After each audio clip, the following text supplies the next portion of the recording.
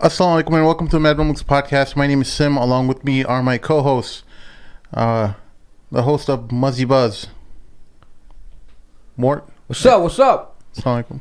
Let's do something. Salam alaikum. Sultans and Sneakers. What it do, baby? Assalamu alaikum. Salam alaikum.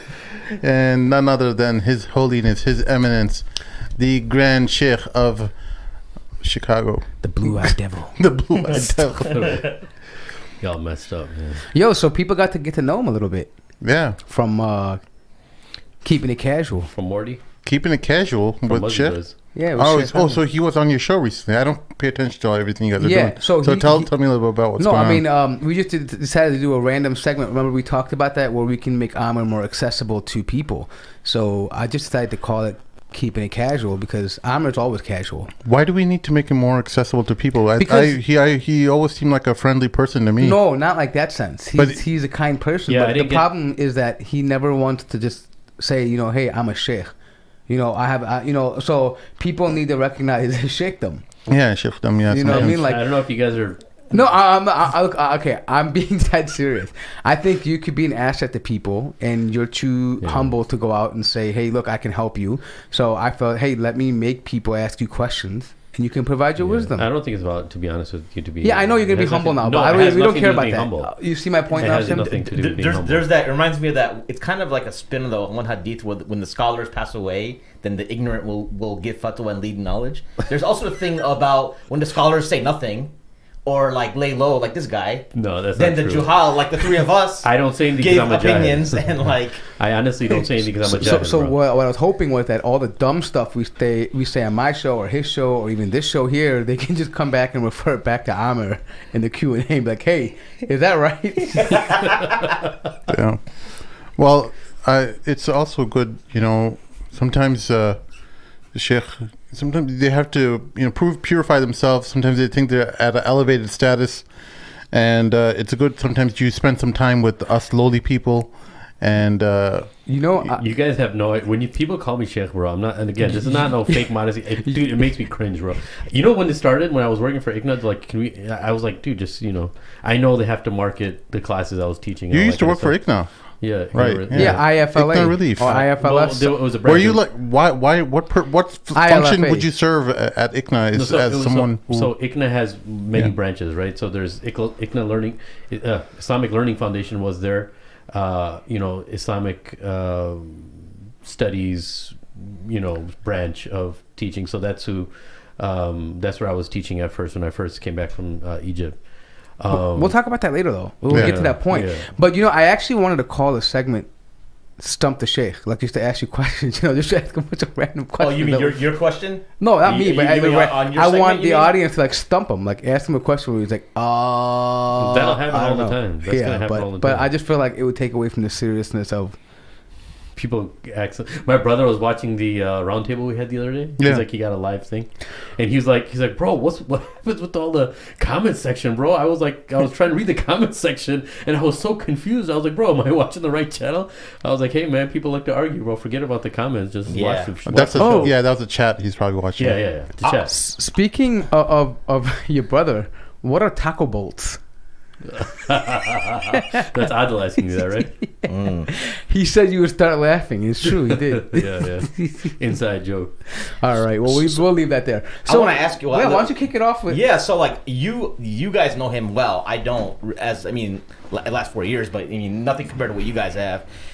Growing up in when was the point where you kind of turned toward the deen? First of all,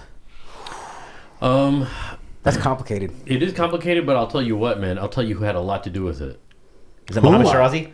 Muhammad Shirazi, Sim, Harun. Me? Of course. No, of course, dude. Yo, that dude's head just freaking blew up. It was my end of my first year in college and second year in college, I still remember I was in the pool hall, right? No. There was a place called the pool hall. Yes, sir. I knew these guys I grew up with them, but this was actually the moment that changed my life completely. Just one moment. Like how people can come into your life and just say one thing and just changes everything. That's what happened. So I was in the pool hall. I was between classes. That's when I was going to school part-time.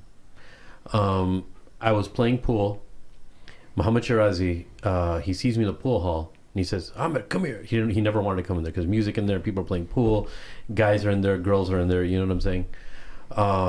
So he takes me out and he's like, what are you doing here? I was like, oh man, I'm just playing pool, you know? He's like, you come from such a noble family. Would your family like to see you over here? Look, there's music. There's girls over there. There's guys over here. Everyone's laughing and playing pool, playing table tennis. He's like, you're much better than this, man. Come on, man. You come from such a great place. And you're what, 18 at the time or so? I'm about 19. Okay. I'm about 19. Was this with the Civic or before the Civic? This was... just right when the Civic came. This is right when the Civic finished. Oh. Yeah. Okay. Well, I want you to pin that because I want to... But no, so wait. So let me tell you why this is important. Because just so you guys to give some context, like while we went to school together, like we were just not... We didn't really care. I mean, we were culturally... we still pray with the Hijama and stuff. I mean, we did pray and stuff. Course. But that's serious. But straight up, like Harun and Muhammad Shirazi were like what you would call the Hisbah. Like they would come up and literally separate us from things. Like they would walk in between, like pull you away. And yeah, the trench coat mafia. And this pool hall had a lot of stories. But Mort would always get busted with some girl over there, and then he would tell Muhammad Shirazi like, "Oh, this is my cousin. It's my cousin." And so it became a joke that every time. Different. Muhammad Shirazi's like, "What are you talking about? I'm your cousin too." So she should be. You don't know the other side of the family. No, but one thing I'll tell you about Mort is, man, table tennis champion of COD pool hall, bro. Oh yeah. So this is what happens. So Muhammad Shirazi, then he's like, just come with me, man. Come on, let's go pray. It's time for Lohar anyway. And then I prayed with him. He talked to me for a little bit longer. He's like, man, you know what? We have these sessions, or we just talk about Islam and Aqidah and stuff. And then that was it. Do you remember? It got from a point where right above the pool hall there was an open air, the SRC. Yeah. And it went from a place. And remember, it had like 3 people praying Dhuhr to like 20, 30 people. Yep. Like we didn't make the whole line, and there would be like a straight up like halakha, like after. Yep. And that was what's crazy about this is this came from just one guy who knew people didn't want to hear it from him, but he just kept coming back. Yep. He kept coming back. Like I remember the same person, Harun too, would come to our house and sit outside our house and catch us before we're about to go out and be like, hey, come hang out with us. Oh yeah, man. Muhammad Shirazi? Yeah. Muhammad Shirazi, for those who don't know, he's a man who is just incredibly committed to dawah. He's pretty well known in Chicago, but sometimes for bad reasons because he is very outspoken. Like he will, what he says, what he thinks. He wears his heart on his sleeve. People don't like it. Let me give you an example. Okay, like he'd be the type like to just get up in the middle of khutbah and start talking to the khatib. Like because he uses the principle that if the khatib is like talking rubbish, that you can correct him, right? So he would get up in the middle of the khutbah, correct the khatib, and like the old uncles when the masjid would come in, like try to put a finger in his mouth and pull him out.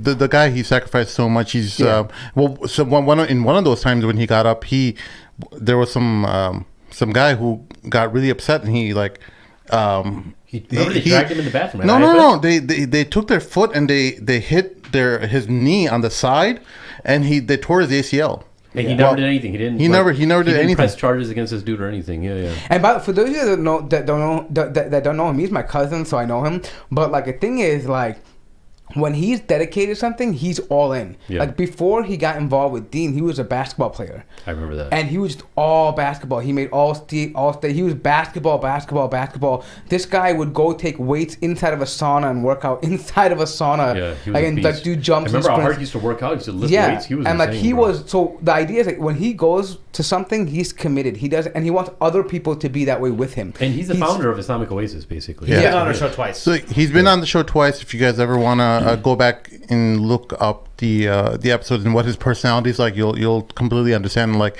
it'll all make sense once you listen to the show. You're like, oh, okay, this guy, he's completely different from most Muslims in the sense that his he just brings that he pulls this level of iman, and he has so many high expectations of you that you didn't realize you had within yourself. And like Mort said, that he's someone who's just waiting outside your house, making sure that you don't go to a party. Yeah. That's what I mean.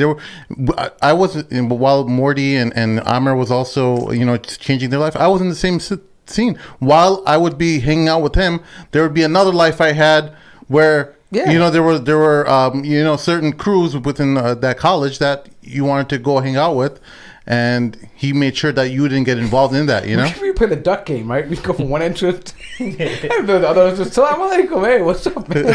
No, that's why I'm forever indebted to obviously you, because remember when you had your apartment? Yeah, you guys. So it was Muhammad Shirazi, it was Harun, it was yourself, right? Yeah.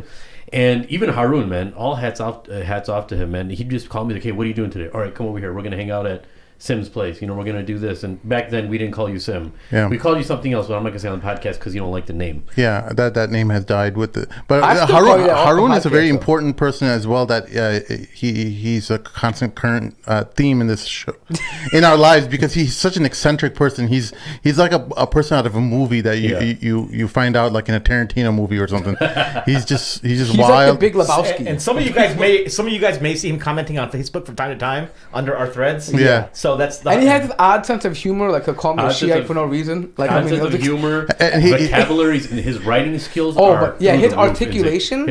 Actually, you know what's funny? I knew someone that had a problem with him, and you know, whatever it is, but he's so eloquent that I saved him as Harun the Eloquent. Yeah. Like when I heard him first at Riyadh al-Salihin talking, I'm like, man, this guy needs to be a speaker. But you know what? No, his speaking skills are great too, but his writing is something. I honestly don't know too many people. Do you know anyone that writes like him? No, I mean he's definitely the thing is like he you can tell that he reads a lot. Yeah. But he finds like these words that just really resonate like that. Perfect timing. You know, he reminds you of like V for Vendetta. You know V? V for Vendetta. That's what he reminds me of. No, but he has this. His writing style has this rhythm. Yeah. Like it takes you on this journey where it's unique. Where like there's highs and lows, and like there's like it appeals to emotions and the words that he uses. And I pleaded with him to come on the show because he is some character that you just will not find. You're never going to find. You're just not going to find those kind of people. And I think it's very relevant because when me and Mort used to hang out with him. When we started hanging out with him, he was like, "Oh my god, you guys are making my English so much worse," you know? Yeah. Because our vernacular was so different. We'd come in the car, "What's up, yo?" And be like, oh. And this is the time where, like, straight up, like, imagine a guy like 19 years old, but straight up wearing like trench coats, baggy slacks, Superman like I mean like you know, and like now he looks completely different, but he had no sense of style at that time. Yeah. So we were like, oh my god, we're hanging with the uncle. I mean, we were like, oh, and he'd come up to us in the middle. And he'd come up with pull up with this long like trench coat. No car. The cars that he drove up to because he would go to these weird auctions and he would pull up these like and there'd be stickers grandfather on there, like, cars, Oldsmobiles. Oldsmobiles. And I remember one time like I'm talking to this chick in the library, right? And I'm like, oh, okay, I'm trying to take her away, you know? And he goes, I'm coming out of the library. I'm like, yes, right? I'm coming out of the library, about to go out, get some lunch, whatever. And he's right in front of the door. He's like waiting for you. You know, like that finger thing he would do, like. And he tried to be serious, like, and then looking down because he don't want to see the girls, like, what are you doing? He's a mutawa, bro. Yeah, he's a mutawa. Total mutawa. I'm like, I'm going to go for lunch. He's like, hold on, bro. And then like right when the girl would leave, he started joking around with me, you know what I mean? But like he was that serious. He was very serious. Like he was so serious. Like he knew like, and he took it that serious, dude. Yeah. And like that was the kind of stuff that honestly, for myself, if it wasn't for him, first Allah subhanahu wa ta'ala, of course. But I mean after that, but I mean it was like Allah sent these people to of course. Because you know, and let me just give you a context. There were people around us that didn't end up very well for a period of their life. Yeah. And it was just chaotic, bro. And it got to a point, I think, where me and Amir talked, and we're like, I'm sick of being around this. It's depressing. Yeah. It's just, even now I think about it, I get like nauseous. And like, alhamdulillah, Rabbil Alameen, that like we look at that and we saw some people how like they were trying to be normal in front of us because they knew we were sick about it, but they were like, they couldn't be. Yeah. And it was just so depressing where I remember, and that was going back to what he said about what you said about his place. It was like a refuge for us. We literally made khalwa like in that place. Him, Omar Do, Hamoudi. Bro, those were probably the best days of my life. I don't think you guys explained that. I had an apartment that was near by this college where these guys would come and crash, and we just have a lot. It wasn't that it was like a religious space. Don't understand that. People it was religious for us at that time. Yeah, I mean, people are busting cigarettes and just like it's a place where a lot of the guys just came from the college and just relaxed, and then we would, have some kind of a small talk. It wasn't like completely like It wasn't forced, you know. It was so natural. It just became a space. It was that we were craving something. Yeah. So that conversation became easy. I mean, it got to a point. Just to get an idea, for me at least, it was a point where just the fact that I felt like, hey, I wasn't doing just the fact that I wasn't like doing other haram stuff. I felt like I was religious. I wasn't even praying or anything. I just felt I was religious because I wasn't doing certain haram things. No, this is how that place was for me. That's why that was probably one of the best days of my life, dude. So these guys, they were always researching. They were always, talking about Khilafah. They were always talking about. So I didn't really know too much about any of that. So for me, I was just sucking up everything like a sponge, and they'd be talking about these books, and then I'd be just reading those books that they were talking about. Sim would have a bunch of books there. Harun would bring books sometimes. Shirazi would be there, and then we'd be praying all of our prayers there. We never miss a prayer together. If we were there, that was a beautiful thing. And then I started loving it. I was like, bro, I'm loving this, dude. I didn't know that. There was this much depth to even like Islamic. We didn't really know what we believed. Yeah, we just knew that. I mean, of course, we knew we're Muslims. You don't eat pork. You pray. Right? We have the Prophet as an example, of course. But you didn't understand that there was a reason why we have this system. Yeah. And for me, I used to go on Jamaat when I was younger too. Thanks to Tariq's dad. But I was away from that for a while, and obviously I ended up going back to that sometimes. But. I used to go on Jamaat just to have them rub my feet. Because when you go to sleep, that's they wake you up by what happens is like when you go to sleep and like it's time for Fajr, like they don't just wake you up. I guess there was something about not just suddenly waking somebody up. So they would start rubbing your feet like this, right? Or massage your feet, and I would act like I was sleeping longer and longer until the Iqamah, and the poor guy would sit there and just keep rubbing my feet. No, I remember once I was in Jamaat at IFS, and there was a brother named Talha, awesome brother, man, and he was trying to wake me up. I wasn't waking up, so dude, I got the best back massage of my life. He just like, brother, wake up, as-salatu khayrun minan nawm, massage my back. I was like, wow, and I woke up all fresh. Wow. Yeah. So then you got excited about, I guess you find out, there's all this stuff to learn. There's so much to learn. I was like, dude, where? And then they started talking about usul al-fiqh. That's when you guys introduced me to the book by Iyad Hilal, usul al-fiqh, and I was like, wow, what is this? I mean, I heard the term before, but I didn't know it went this in depth. Shout out to Iyad Hilal. You helped us out so much without even realizing it. He's still doing a lot of lectures, Al-Arqam Institute. Yeah. On Facebook. Make sure you check it out. I still go regularly watch his stuff. And I think he even has a YouTube channel. Yeah. So he is considered, in my mind, completely underrated. His qualifications are through the roof. One of the most educated and knowledgeable Shaykh in America, I would say, easily, or if not all of the West, Yeah, but the thing is about that book, Usul al-Fiqh, I have another.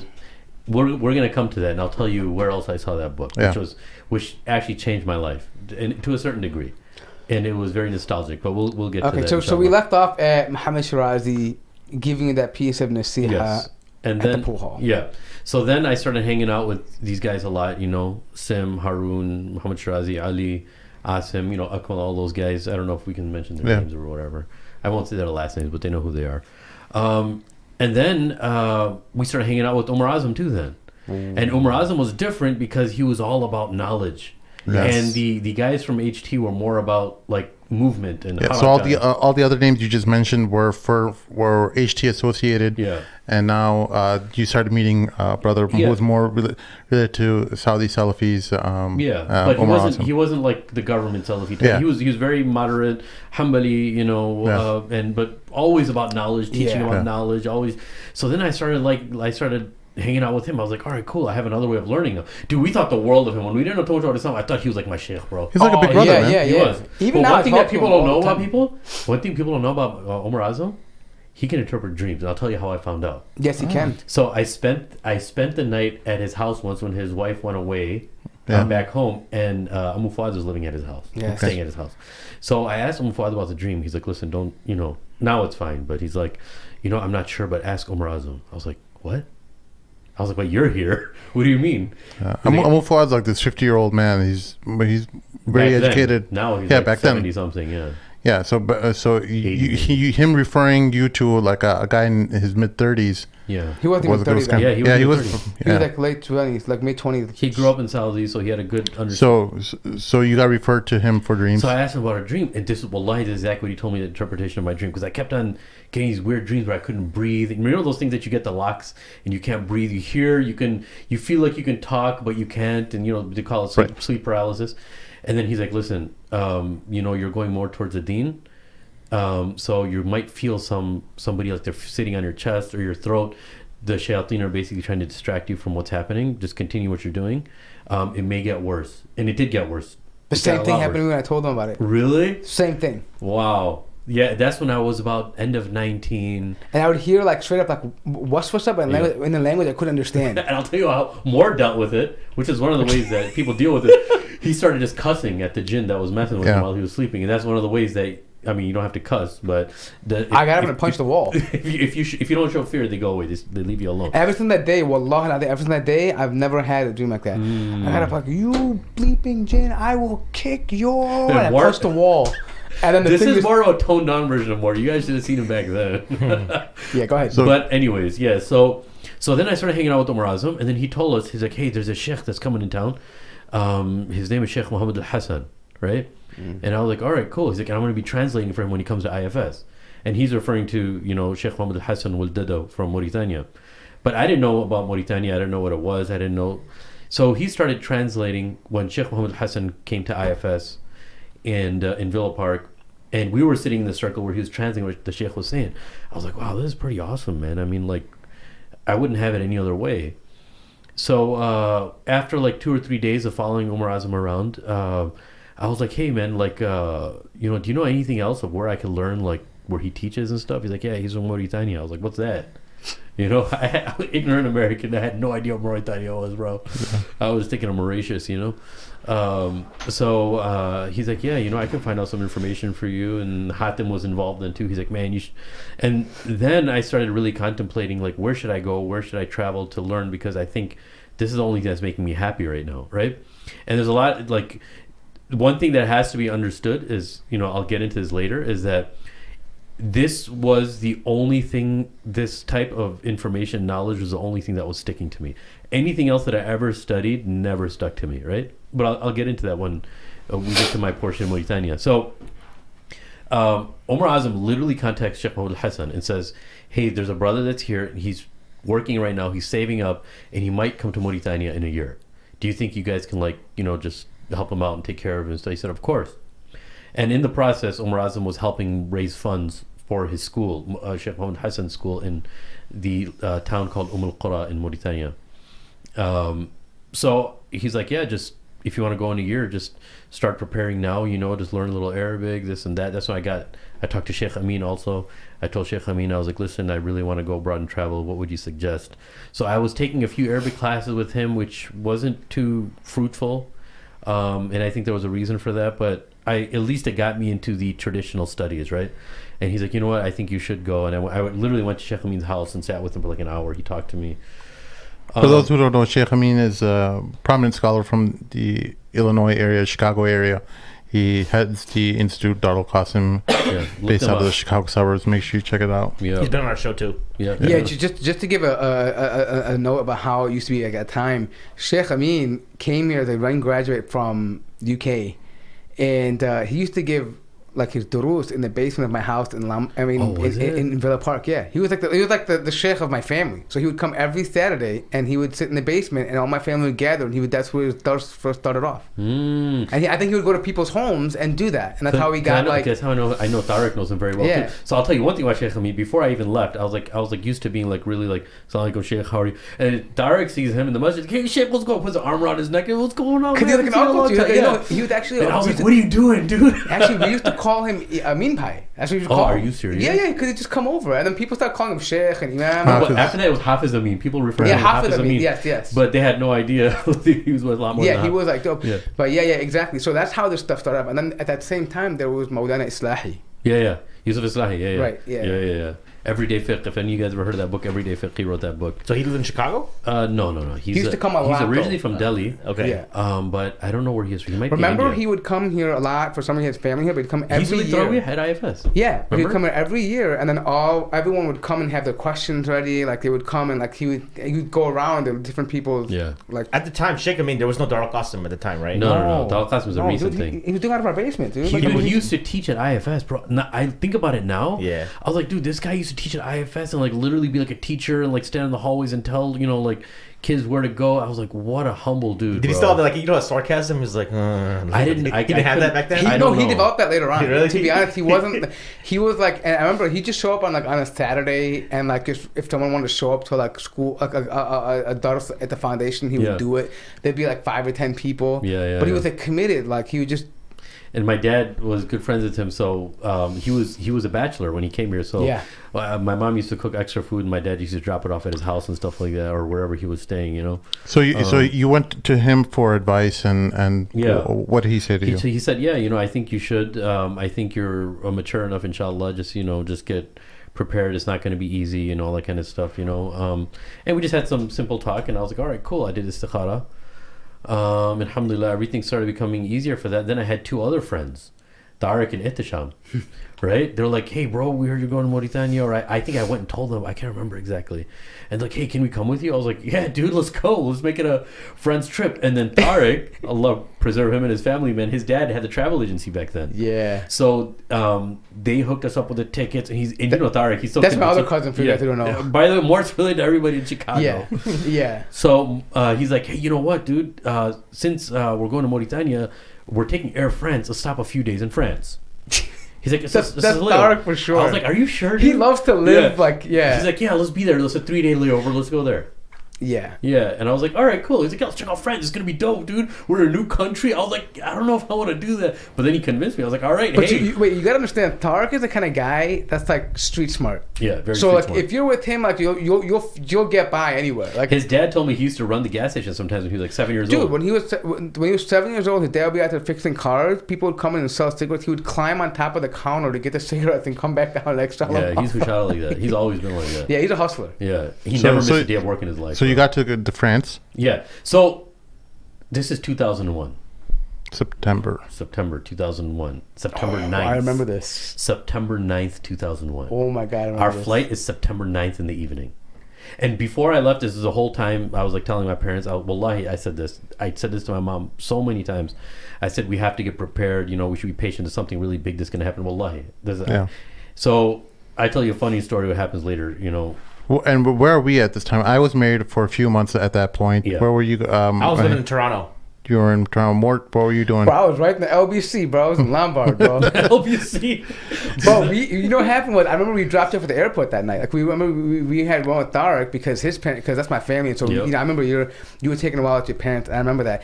And just but the area was so packed then. It was amazing because Tariq's friends, my friends, Ihtisham's friends, and all, there was like 50 people plus, and that's when you can follow people up to the gate back then, right? Yeah, because so this place was packed. It was a bigger event than Hajj or someone going off to Hajj. It was like everyone's like as if we're sending an offering to the Muslim world. Like, here's our sacrifice. Yeah, here's the best we can come up with. Here's the golden child. You don't remember that movie Golden Child with Eddie Murphy? He was like, here's our golden child, take him. But it was weird because at first it was just a few people, and then all of a sudden all these people started pouring in, and then I was like, okay, this is something crazy. Like I almost felt like I didn't know what I was getting myself into. I was like, why are all these people here? Most of them are older than me. My parents are here. My dad was crying and people were crying. I saw Haqqani cry for the first time. Then that was awesome. Because your family is like really big, right? In Chicago. Yeah. But then all these friends, and then my oldest brother's the only one not crying. He's like, why are all these guys crying, dude? Hey, what does Sikandar say? Was he like... Dude, to be honest with you, when I first by the way, I'm asking who Sikandar, because this is like the patriarch of his family. Yeah. Like, nothing gets done without the stamp of approval. It's Sikandar Saab for you, bro. Oh, sorry, Sikandar uncle. The Sikandar uncle, yes. Yeah. And when I first went, people were really, I don't know, I can't remember, but there was a lot of people that weren't very fond of it, even from my relatives. Like, what are you going to do? Just become an imam or something, But a lot changed. People have to understand that people becoming imams and scholars in the Muslim world, because they can't do anything else. Yeah, It's which was the case with me, to be honest. With you. No, but keep in I mind. saw his grades; they were not good. Yeah, It was probably the reason. but keep in mind though, like, and this is the first time from anyone in our friend in our community was actually like gonna go overseas. Probably from our small No, circle. what yeah. I'm saying is like there were people who were deobandis that went overseas to some like, you know, to India or Pakistan South Africa. or like London, right? Yeah. Or South Africa, right? That was but they knew people who were there, like family. It was different, Yeah. right? This is the first time someone is going to a country like Mauritania, where it's the Arab-speaking world, middle of nowhere. You know what I mean? Like, and everyone's like, "What's gonna happen?" It's not even like a formal program. It's not like the University of Medina. By the way, I was gonna ask, did Sheikh Amir have you any advice as far as where to study, or you were kind of? No, he just said, you should go. You should study abroad because it's probably the best thing for you right now. Okay. You know, and he knew me pretty well, so I trusted him. Alhamdulillah, I did istikhara and all that. The crazy thing is, people gave us nightmare scenarios about Mauritania, but when we got there, it wasn't nearly as bad as how people said that it was going to be. So it made it a lot easier. Wait, so Wait. so how was France? Okay, so it's September 9th, evening in America. We land there, in the morning of September 10th. So we're jet lagging. It's about an 8-hour flight. Yeah, we're jet lagging. It's probably the afternoon, actually, almost evening there. Yeah. So we're jet lagging and everything like that. And then we just get some food, we find a hotel, we go to sleep, right? We're right outside of Paris. We go out in the outskirts of Paris. Port Royal, I still remember, and Port d'Italie. Those were the two places we were. The reason why I remember that is we went out there and I thought, dude, Allah subhanahu wa ta'ala never ceases to amaze us. Everyone we saw was Moroccan, Tunisian, or Algerian.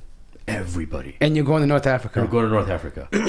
And I was like, dude, all these people, they're speaking. Dude, I started trying to speak my Arabic then. And it was like one of those things where you have shops set up everywhere, like in the Muslim world. It was exactly like you were in the Muslim world. Like a bazaar. It was like a bazaar everywhere, right? You step out of our hotel, Algerians, Tunisians, with their shops all set up, everyone in hijab, guys wearing their jubbas and everything. I was like, this is weird. I'm in France. So the next day, then we go to sleep. The next day, we wake up and we're looking for some food. We're so hungry. Itisham's wearing a Chicago sweatshirt. I remember that one. The black Chicago sweatshirt. We're Gap? walking, Oh, yeah. and there's this Indian guy that's selling papers. There's a lot of Indians and Pakistanis in France, and he's like, Chicago? Are you from Chicago? He's like, yeah. He's like, did you hear what happened in America? We're like, what? He's like, he's telling us Urdu Jahaz, it hit the building and all that kind of stuff. The plane hit the building. I was like, what are you talking about? He's like, look at the newspaper. I was like, what? What are you talking about? And he's like, yeah, there was an attack on America. There were some terrorists. And me, Tariq, and Ittisham, we look at each other. I was like, dude, this has got to be a joke, bro. So we run straight back to our hotel. Wallahi. Tariq, I remember, turns on the TV in the small dinky hotel we were in. And the first thing we see is on the news, on the screen, America under fire. That's all we see. The first thing we see. Yeah. That's what it was. And we're like, no, me and Tariq are freaking out, bro. We're like, no, really? And Ittisham, we're like, no, dude, are we like dream? We thought like this was like a huge, weird, like other dimension we were going to. That's what I felt, And then I call up my parents and everything like that, and we're like, yeah, everything's fine. You want to know what I was thinking? What the hell do these guys do, bro? That's what Mom said. She's like, Ahmed, my son was saying that something really good. Yeah, what were they doing? But that doesn't end there, right? That stayed with us for a year, even in Mauritania. So all that happens, the shock finishes eventually, but we're like not getting any sleep. The next day, now we're looking for food in the morning, and we're walking in circles looking for food.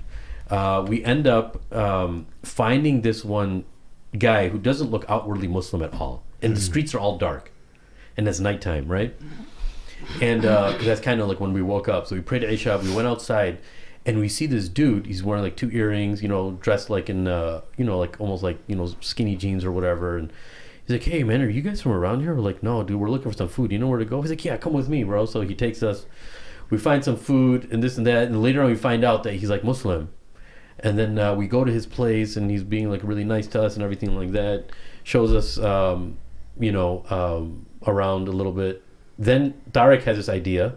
It's like, bro, we're here. We got to go to the Eiffel Tower, bro, before we leave.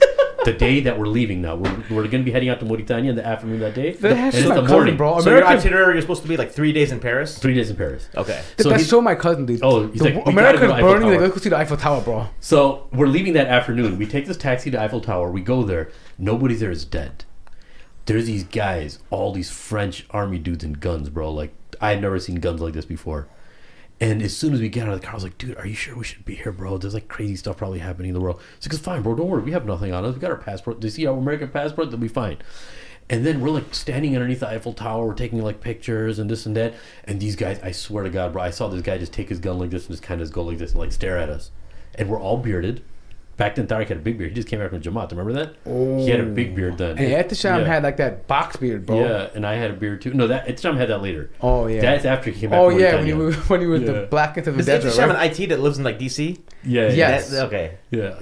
This dude knows everybody, bro. Yeah. So, anyways, then we stay there, and then he goes, "Hey, Amir, ask if we can go to the top or something if they have something set up." I was like, "Bro, I'm not gonna talk, bro." I was talking to those guys, they just ignored me. They didn't say nothing. They were looking at me with a death stare. And we're like, all right, dude, we saw the Eiffel Tower. I could totally picture you, Amir. You're like, Dark man, well, let's go, bro. It's not good. Come on. Exactly. That's like, no, man, you come on, sweating bro. over nothing. I was like, I was thinking, dude, what if we like get shot today, bro? And Amir used to get uncomfortable in any confrontational situation. Amir is like, bro, come on, bro, let's go. Come on, bro. Come on. And my cousin Dark the opposite way. If Amir's uncomfortable, he wants to do it more. Especially the way he used to drive. So anyway, we can talk about that later. So then all that finishes. We're at the airport now, and they're searching us like crazy. One of the things I remember is that our aerosol cans that we like spray deodorant, the right guard, they're like looking at that. And everyone else is going, and the three bearded dudes, bro. I still remember that. So Tariq, one guy, he takes out. Tariq had one of those personal. You know, how he always has these crazy amenities with him. So he had this like personal fan to take to Mauritania because we're gonna be in the desert. I swear, wallahi, dude. So the guy's like, "What's this?" He opens, it's got batteries, and it's got like a fan on it, but he doesn't know. And Tariq literally grabs the TSA version in France. He grabs it out of his hands, he turns it on, and he goes, starts spinning. And the guy's like, I was like, what are you doing, bro? He's like an officer. Why are you snatching out of his hand, bro? It's crazy, bro. He's like, man, nothing's gonna happen, bro. It's okay. I was like, no. My cousin's wild. If you haven't met him, he's wild, bro. And my brother gave me good advice, bro. He's like, if you go to France, they don't like Americans. Just put like a big Canadian sticker on your suitcase, and they'll leave you alone. I didn't do that. So, anyways, we exit the airport. We get onto the flight, and we're all excited. What airline goes to Mauritania, by the way? Air France. Air France. Yeah, Air France. Yeah. We took Air France. It landed in Bamako, Mali first. And Bamako, Mali's airport is like smaller than IFS, is just the masjid side. The airport there is super tiny. We're like, where are we, bro? And we're like in an African country. It's like a small bus station almost. It is, but it's just like a big square building. I don't know how it is now, but this was in end of 2001, you know. And then we're there for It's like one landing strip. Yeah, That's it. yeah, it is. It's really tiny. And then we had to stay there, I think, for like 4 or 5 hours. I think it was getting slightly dark. I think it was around Asr time where we took off, landed in Mauritania at nighttime. Now that was crazy. Like, we're in a Muslim country, but they literally took us. No, the airport's empty, and that airport is maybe twice the size of IFS's masjid, right? In Nouakchott, Mauritania. And we're like, what's going on? And they literally start interrogating us. They sit us down. Where are you guys coming from? Where were you? Where this and that? And one of the guys, was it the Tariq wearing a kurta? I can't remember, bro. They asked us, do we know who the Taliban is? And they literally just had us there in the airport, and then we're just sitting in a room. They separated us for a while. They're like, where are you guys coming from? Who do you guys know? Do you guys know what's happening? Why are you guys here? You guys are coming from America? What are you doing here in the desert? Like, this is Mauritania. What are you doing here? Right? And I still remember all the guys were like, we're going training on monkey bars. Yeah. I was like, bro, this is supposed to be a Muslim country. What happened? Why are they so mean to us, dude? I knew what it was, but I was like, oh, darn it. It's the tension of 9/11 still. And then I had the paper of Omar Azam. He told me, like, you know, these are all the names of the people that you need to know and phone numbers. So I was like, we're here. We're going to go meet Sheikh Muhammad Hassan. Sheikh Muhammad Hassan, who? Like, well, Dedo, you know? They're like, Dedo, oh, really? And then we mentioned his name, and they're like, you mean like his uncle, his uncle is Sheikh Adud, rahimahullah, who passed away? Like, yeah. It's like, oh, everything changed after that. because he used to be the Mufti of Subhanallah. Mauritania. Everything changed. We just mentioned one name. Like, oh, him. Okay, fine, forget it. Yeah, sorry, guys. You're here to study. Oh, okay, never mind. We didn't know. Because they saw Desi, they saw 10 colored dudes. They thought it was Taliban, bro, you know? And then we go to this hotel where we're supposed to spend the night there. And then one of Sheikh Hassan Dedo's cousins is supposed to come from the desert to pick us up. So we stayed there. I think we ended up staying there for 2 nights. How's the hotel in Nouakchott? That hotel was real nice. I forgot what it was called. It was actually really, really nice. It was For really nice. listeners who That don't, was in Nawashut, right? Nouakchott, yeah. Yeah. so listeners who don't understand the significance of that name that Shaykh Amir just mentioned, Shaykh Muhammad Hassan Dado is a worldwide, considered worldwide as one of the top scholars in the Muslim world, probably top 5. He just has that kind of weight and that kind of knowledge. When you say his name anywhere in the Middle East, people will know who you're talking about. Like, there's not, you are not going to get mistaken for another John Smith or something. Yeah, he has multiple ijazat and hadith. One of his ijazas are from the ulama of Hind, also from Abdul Fattah Abu Ghudda. I don't know if you guys ever heard of the muhaddith of Syria, rahimahullah. He has ijazah from him. He has ijazah from him in hadith also. So we spend the night there, and we get, next morning, we make a few phone calls to the people we're supposed to call, are supposed to pick us up. We told them we're here. They get there I think it was the next morning. They said just stay one more night, and then we'll pick you up in the morning. They picked us up, and how it works is they just went down this main street, and then that main street just ended up just being one paved road, like a two-way road, oncoming and going. And then we just started seeing the desert, bro. And I was like, wow. We're sitting in this big pickup truck. And then I started thinking, I'm like, wow, I'm here. This is crazy. Because there is a mystique about the desert. People, some of it is exaggerated and some of it is under-exaggerated, right? And I think everyone has their own experience, but it has its own aura and its own mystique. Some of it, again, like I said, is exaggerated. But I've never been in a place like that in my life. And I'm like, dude. And then I started thinking to myself, I'm like, what am I doing here? You see how expansive it is. It's just like looking at the ocean, dude, but just sand. It's like there's no end to it, right? And then we start driving, and then they pull off the road. They get some bread. There's this bakery. I still remember when you go to Al-Qura, you basically drive about 40 kilometers this way, and then you got to go like 10 kilometers into the desert. Before you make that turn, there's this bakery over here. Mm-hmm. They go to the bakery, they grab a whole bunch of bread. They give us some bread. And then they turn in, and there was all desert. It's just the dunes. Yeah, it's just literally Land Cruisers and the Helix. They call it the Helix. Yeah, too. Toyota Helix, and constantly like moving and this and that. And it was time for Salah, and so we had to stop on the side. We made wudu in like Fiji-like water bottle that Mort was rocking. We did wudu in that. We prayed, and then we just started going. And then it was like nighttime by the time we got into the desert. And then it's like in the middle of nowhere, there's like this little town. You see some tents, you see some houses, you see some mud houses. And then the brothers that bought us, Allah rewarded them. They're like, all right, you guys stay here. We set up a place for you. So me, Tariq, and the Sham were all in the same room with 2 other Mauritanian guys, right? And it was like a setup. It was like a little enclave. Was it a khayma or the building? No, this one is a building. So it's like you walk into this building. It's like this open space over here. There's like a shared bathroom here. And there's a room here, room here, room here. And one room was the Algerians, the other room was the Mauritanians, and the room was the Americans. That was us. And then we're just getting used to all of this. I end up, waking up multiple times in the middle of the night because I'm so excited. I'm like, dude, and I just want to go outside, and I look around, try to go back to sleep. And then the next morning, I find out where the Sheikh is giving his dars. The setup is like in the morning from like 9 o'clock to like Dhuhr time. The Sheikh sits in this tent. The Sheikh tent. Being Muhammad Salim? Sheikh Muhammad Salim. Sheikh Muhammad Hassan is not there right now. He's in Saudi right now. Okay, so Sheikh Muhammad Salim is he's the head of Al-Qura as well. He's the Al-Qura, yes. As well as the justice or the mufti of Mauritania. He used to be, yeah. Okay. Yeah. After they had their allyship with Israel, he broke off his... I first heard of him from Abu Isa. Because Abu Isa was there, right, at one point. Yeah. So I had understood that he was known worldwide as the top grammarian in the world. In the world, yeah. So I remember the dictionary. I mean, the dictionary that was, like an international dictionary that's used in the Emirates and stuff. They used to consult him because he was, Mauritanians are pretty popular in the Emirates too. So, scholarship-wise. So, when I tell you that this experience teaches you that Allah subhanahu wa ta'ala shows you, I'm going to say like miraculous things. I'm trying to find out where the Sheikh is. I end up going to the tent where he's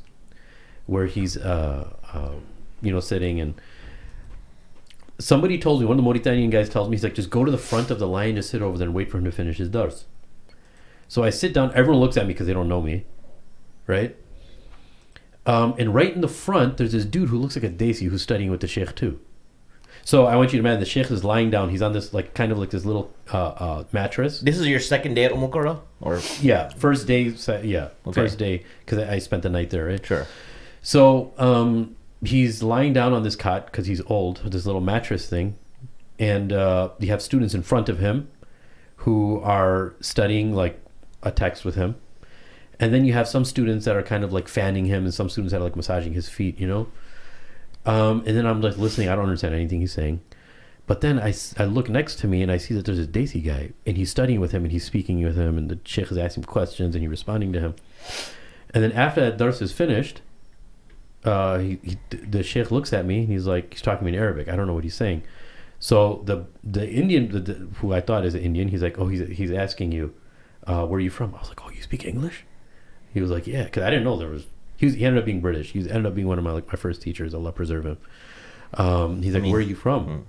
I was like, from America. And he tells, oh, he's from America. So he started to become our official translator. His name was now Dr. Tajul Islam from the UK. You know, linguist in his own right, mashallah, amazing dude, grammarian, very well cultured. Dr. Tajul Islam. You can find some of his videos on YouTube too. So. The Sheikh is a very, very funny thing. Like, I had this huge thing that I want to study. I don't know how everything works in Mauritania. So he said, oh, the Sheikh is asking what you're here for. What do you want to study? I was like, oh, I want to study fiqh. I want to study usul fiqh. I want to study tafsir. I want to do this. And the Sheikh, he just looks around. He gets up and he smiles. He goes, oh, barnamij kabir. He's got a hefty schedule. I didn't realize they only study one text at a time. Yeah. Like somebody in Mauritania to say, I came here to study. Like that's yeah, you thought it was like American college, yeah, where you have like every day there's individual courses. All those subjects is like a 15-year sentence in Mauritania, right? So a lot of people spend like 8 months on one text, you know, and then like another 8 months on the other text. And then that dude, mashallah Taj, he ended up becoming our translator everywhere we went. We just hit it off real nicely. Then we just became buddies. We started living with each other. It was a relief having him because he was like our translator. But obviously he encouraged us to go out and just hang out with the Arabs and, speak with them in Mauritanian, so we don't speak too much English and all that kind of stuff, right? I don't know how much detail you guys want to go into. So I want to understand the setup of the campus of Qura. Yeah. Because we've seen like Deoband, we've seen Nabtul Ulama, Azhar, Yeah. How does, what's it, just a bunch of mud huts? No, so there was a place where I was mud huts. This was not mud huts. The students of Qura lived a little differently. They're closer to the city. So it was like, cement. Some frat houses? No, cement and sand houses kind of. Yeah, right? they were like, no, they are built from sand, but they're actually smoothed off and like their structures. Yeah, but they're all cubes. Yeah, they have cubes. Windows and doors. There's cubes with like windows on each side, and that's it. The shared bathrooms or sometimes it's not like there's plumbing or anything inside of it though. Yeah. So like, how often, like by this time, are you getting used to the restroom situation and all that stuff? Yeah, the squat down toilets. Yeah. Was that just something you just took the plunge, just go for it kind of thing? Yeah, I went to India when I was a little kid, so I kind of knew what to expect. Anyone who's been to the Harun or anything like you've used the squat down toilet. Yeah. So I started just going outside because it was a lot cleaner, so I just go far away and use the bathroom there. Oh, so speaking of that, can you tell us the story of a little friend that bit you on your leg? Yeah, so me, Tariq, at this time, we went for a walk, because it was really hot in the daytime. I took off my slippers. And I was like, man, I want to feel the cold sand because it's kind of cool at night. And while we're walking back to the camp, we had flashlights. This is after using the washroom? No, this is when we just went for a night walk, okay. Like after Aisha. And then while we're walking, I was like, "Oh, guys, hold on! I think I stepped on a thorn." Wait! Oh, hold on! Hold on. No, let's rewind a little bit. Everyone's telling Amir, "Don't walk around barefoot. Don't walk around barefoot." I was like, and this guy's like, he even used to do this in America. Like he'd walk around his driveway barefoot. I walk around my neighborhood barefoot. Yeah. Dude. So they were telling him, he's "Don't like the do barefooted shepherds that my cousin, Hadith Jibril talks about." Cousin Tariq is like, hey, dummy, don't do the scorpions around. Don't do that, snakes, right? He's like, I'm like, come on, man. What's going to happen, bro? Just feel the stand, bro. It's so cool, bro. Feel the stand. And then next thing you know... And it was literally, I literally made it like... I was like, I'll just do it for a few minutes, 1 or 2 minutes. And I was like, oh, guys, hold on. I think I stepped on a thorn, dude. Shine your flashlight on my foot. I was like, where's the thorn, dude? I could still feel it. It's like really painful. And then there's nothing there. I was like, guys, look around. Is there like a snake or something here? And then like within like a minute, the pain just started like I just stepped on like a hot like red coal. And I was like, oh, guys, this is really, guys. And then I started panicking. I was like, dude, this is something else. And then my foot started going. Wait, were you screaming? I wasn't screaming then. Well, when were you starting to scream? Maybe a few hours later. Oh, really? It takes time for that. When you get bit by a scorpion, you feel the venom moving through your bloodstream. And these are the yellow scorpions, right? Yellow, yeah. So, but luckily you find later on, this is not like one of the danger. I mean, it won't. Yeah. So we had a bunch of Mauritanians come in like, what happened? The new Americans are like the biggest, fattest, plumpiest things there, and we're the weakest there, bro. So I'm like, I don't know what happened. And they're like, describe it to me. One of the guys says, okay, describe me what happened. I was like, I was walking and I feel this pain. He goes, okay, tell me what the pain is feeling like. I was like, at first it was like painful and then almost went away, and then it came back with like the vengeance.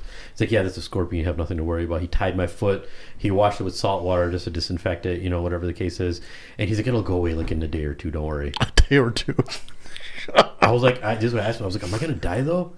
He's like, no. Like, the translator was saying, he's like, no.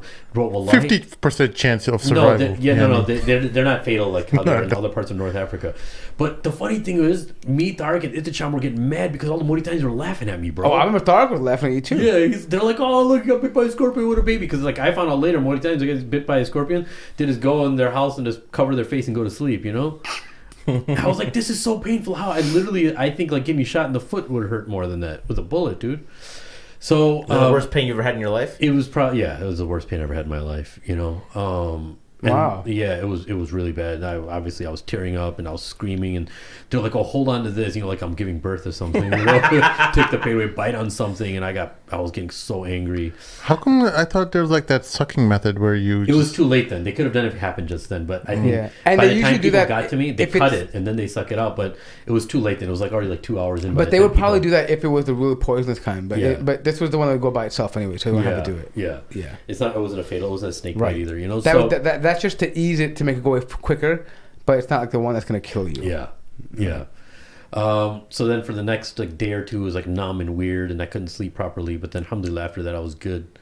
But that was that experience, man. It was a life-changing experience, obviously. So now the dilemma that happens here is, while I'm in Mauritania, I have to start memorizing Quran, and I got to start memorizing things and learning. My primary way of learning, there wasn't really a methodology of teaching you how to learn Arabic. You just live with the people and learn by talking to them and stuff. So I would go to the Sheikh's dars, as friends suggested to me, even the Mauritanians, but Sheikh Taj also, he said, just go there and just listen, man, every day. And I would just go there and listen. I had a notebook with me, and I just was like, okay, if I caught some words, if it was like I understood it from Urdu, and like I'd like practice it. I found those Medina books. Some Americans were there before. Abu Toba was there before, so he left a whole bunch of books over there. Oh, really? Abu Toba, huh? Abu Toba was... Now, he said something interesting, that he felt like he knew Arabic before. He learned it in like Japan. Yeah. So that gave him an advantage when he got to Mauritania. Yeah. Because he's like, people shouldn't go to Mauritania to like learn basic stuff. I would agree with him, but I think it depends what type of learner you are. But wouldn't you say like Egypt would play better for basic, like to start off with basic, because I don't. This is how I feel about Egypt. I feel like Egypt, like Mauritania would teach you to be an Arabic speaker, but Egypt teaches you to become an Arabic teacher. Yeah. Like it's different. There's a method. They've been doing it for so long. Like there's a method that they have. Like that it's just, I don't know. It produces. But imagine this. Like I think if you really like. I was kind of like a spoiled brat. Like my mom always used to make fun of me and say, I didn't used to eat roti. My mom used to hand make rotis, bro, and I didn't used to eat it because I was like, no, I don't like how it makes me feel, and this and that. Even though, after I came back, bro, I just ate dude. It destroyed all types of spoiledness and anything that I had. To be honest with you, that's probably why I became so obese. I just ate everything in sight. Like you guys are like connoisseurs talking about food. I was like, bro, everything tastes good to me. I remember when you guys used to go to the internet cafe. Yeah. And then we would be on like a MSN call. Yeah. And I would see you guys, and it would be like 15 frames per second, or they would like their voice would come back later. Oh, man, those are good times. Those are good times, man. But imagine imagine that like there's no electricity when we were there. We were just using candle lights at night. It's total shift in life. But alhamdulillah, man, we had lots of patience. But now it's time for me to start memorizing and reading. And I can't memorize, after being there for like a few months, I can't even memorize. Like, I can't retain 3 lines of Quran for some reason. There's this weird change happening in my body. What if you showed the teacher that you have an app where there's a Quran? There was no smartphones then, brother. Oh. Yeah, bro. You have no internet, bro. But what if nowadays you just go there and you just say, "Hey, Sheikh, I don't need to really memorize the entire Quran. I have the app right in my hand." The app will play it when I need to recite. I just play the app. Yeah, QuranExplorer.com. Doesn't matter. Yeah, that's why you don't go to places where there's The knowledge. difference is inside your heart. That's the difference. I do want to ask you something. Looking, but but Mauritania seems like the deep end of the plunge, like the cliff. Like, you mentioned earlier, Egypt, like people go to Egypt. Morocco is like next country over. Morocco's pretty nice. At one time, Syria too. Syria, yeah, these are like Jordan. places that have where you can kind of still get a lot of your Western amenities. Yeah. I think where where Sheikh Hamza Maqbool studied with Sheikh how am I forgetting the name? Rahimahullah. Place. Yeah. That place was more of the deep end of the place where I was. Yeah, that place was like the place where Yoda hung out. Definitely up in the mountains, right? The swampy area. Yeah. And well it was like there was like a bog, right? That he hung out. So, anyways, the way I get totally thinking, stop it, Sim, stop it. Anyways, hey, listen. Before Amr continues, what do you guys think about this? I feel like there's so many details in this that we might have to do a multi-part series. I was thinking, like, what if we wrap up like Mauritania today? Like, let's talk about Mauritania. We can maybe we can get to India. Well, I think India in itself is a whole... Is India a whole story? India's a whole different story. Right, so it's probably more than Mauritania. Really? Okay. So, yeah. All right, that's fine. Yeah, dude. Because because we're almost an hour in and we're still in Mauritania. We still got to cover India and all of Azhar. Yeah. Which is like 90, And then coming back, I'm always in Azhar. Oh my God, this stuff. Yeah. So I think we should probably just call it the Mauritanian Chronicles and the end of this one here. I mean, once you finish Mauritania up, Inshallah. and then once you just to tell us all the way up until India. Okay, cool. So then. One of the teachers. You couldn't memorize the Qurans. You only had 2 surahs memorized. 2-3 lines. No, 2-3 lines, and then I couldn't. 2-3 You only had lines. Qul Huwallahu Ahad. No. Why didn't I apply to this college, bro? I would have made it in. I don't think you applied. Just show up. I applied to Medina. I got in, but I couldn't go. My dad was like, absolutely not. No, I remember that quota. So no, I already had some of the Quran memorized, obviously. MashaAllah. But it was like Juz Amma and verses here and there, that Shirazi told me to memorize. Allah reward him. So, but now it's time for me to memorize, and I'm only memorizing 3 lines, and then I'm forgetting it by the end of the day. And the guy who was listening to me, he's like, there's something wrong here. I think you should. I think you have an issue with your memory, right? And there's something a lot of people don't know about me. Like, even when I was in high school, I haven't told this to a lot of people, but like, I was diagnosed with like learning disabilities, right? And I never really told that to anybody. So I was like, dude, is this like my learning disability kicking in? Like, some people try to diagnose me with dyslexia and this and ADD and all this other stuff. And then this was the moment where my life completely changed. This guy's like, you need to get hijama done. And this is not a plug. Wallahi, dude. Wallahi. I was like, what's that? He's like, just go to the city. Because the Sheikh had a house in the city where the Algerians lived. He's like, this Algerian brother, he does hijama on a weekly basis. Go there and he'll tell you everything to do. He's like, all right. I was like, all right. Next day, I just head straight to the city, to the Sheikh's house in the city where the students lived. And he was elderly. He was probably like 40 years old back then, elderly compared to me then, And he's like, Assalamu alaikum. He's like, I was told that you do hijama. He's like, yeah, what do you need it for? I was like, for memorization. He's like, okay, so I have to do it on your head, So he tells me to get my head shaved. So one of his friends just shaves my head, right?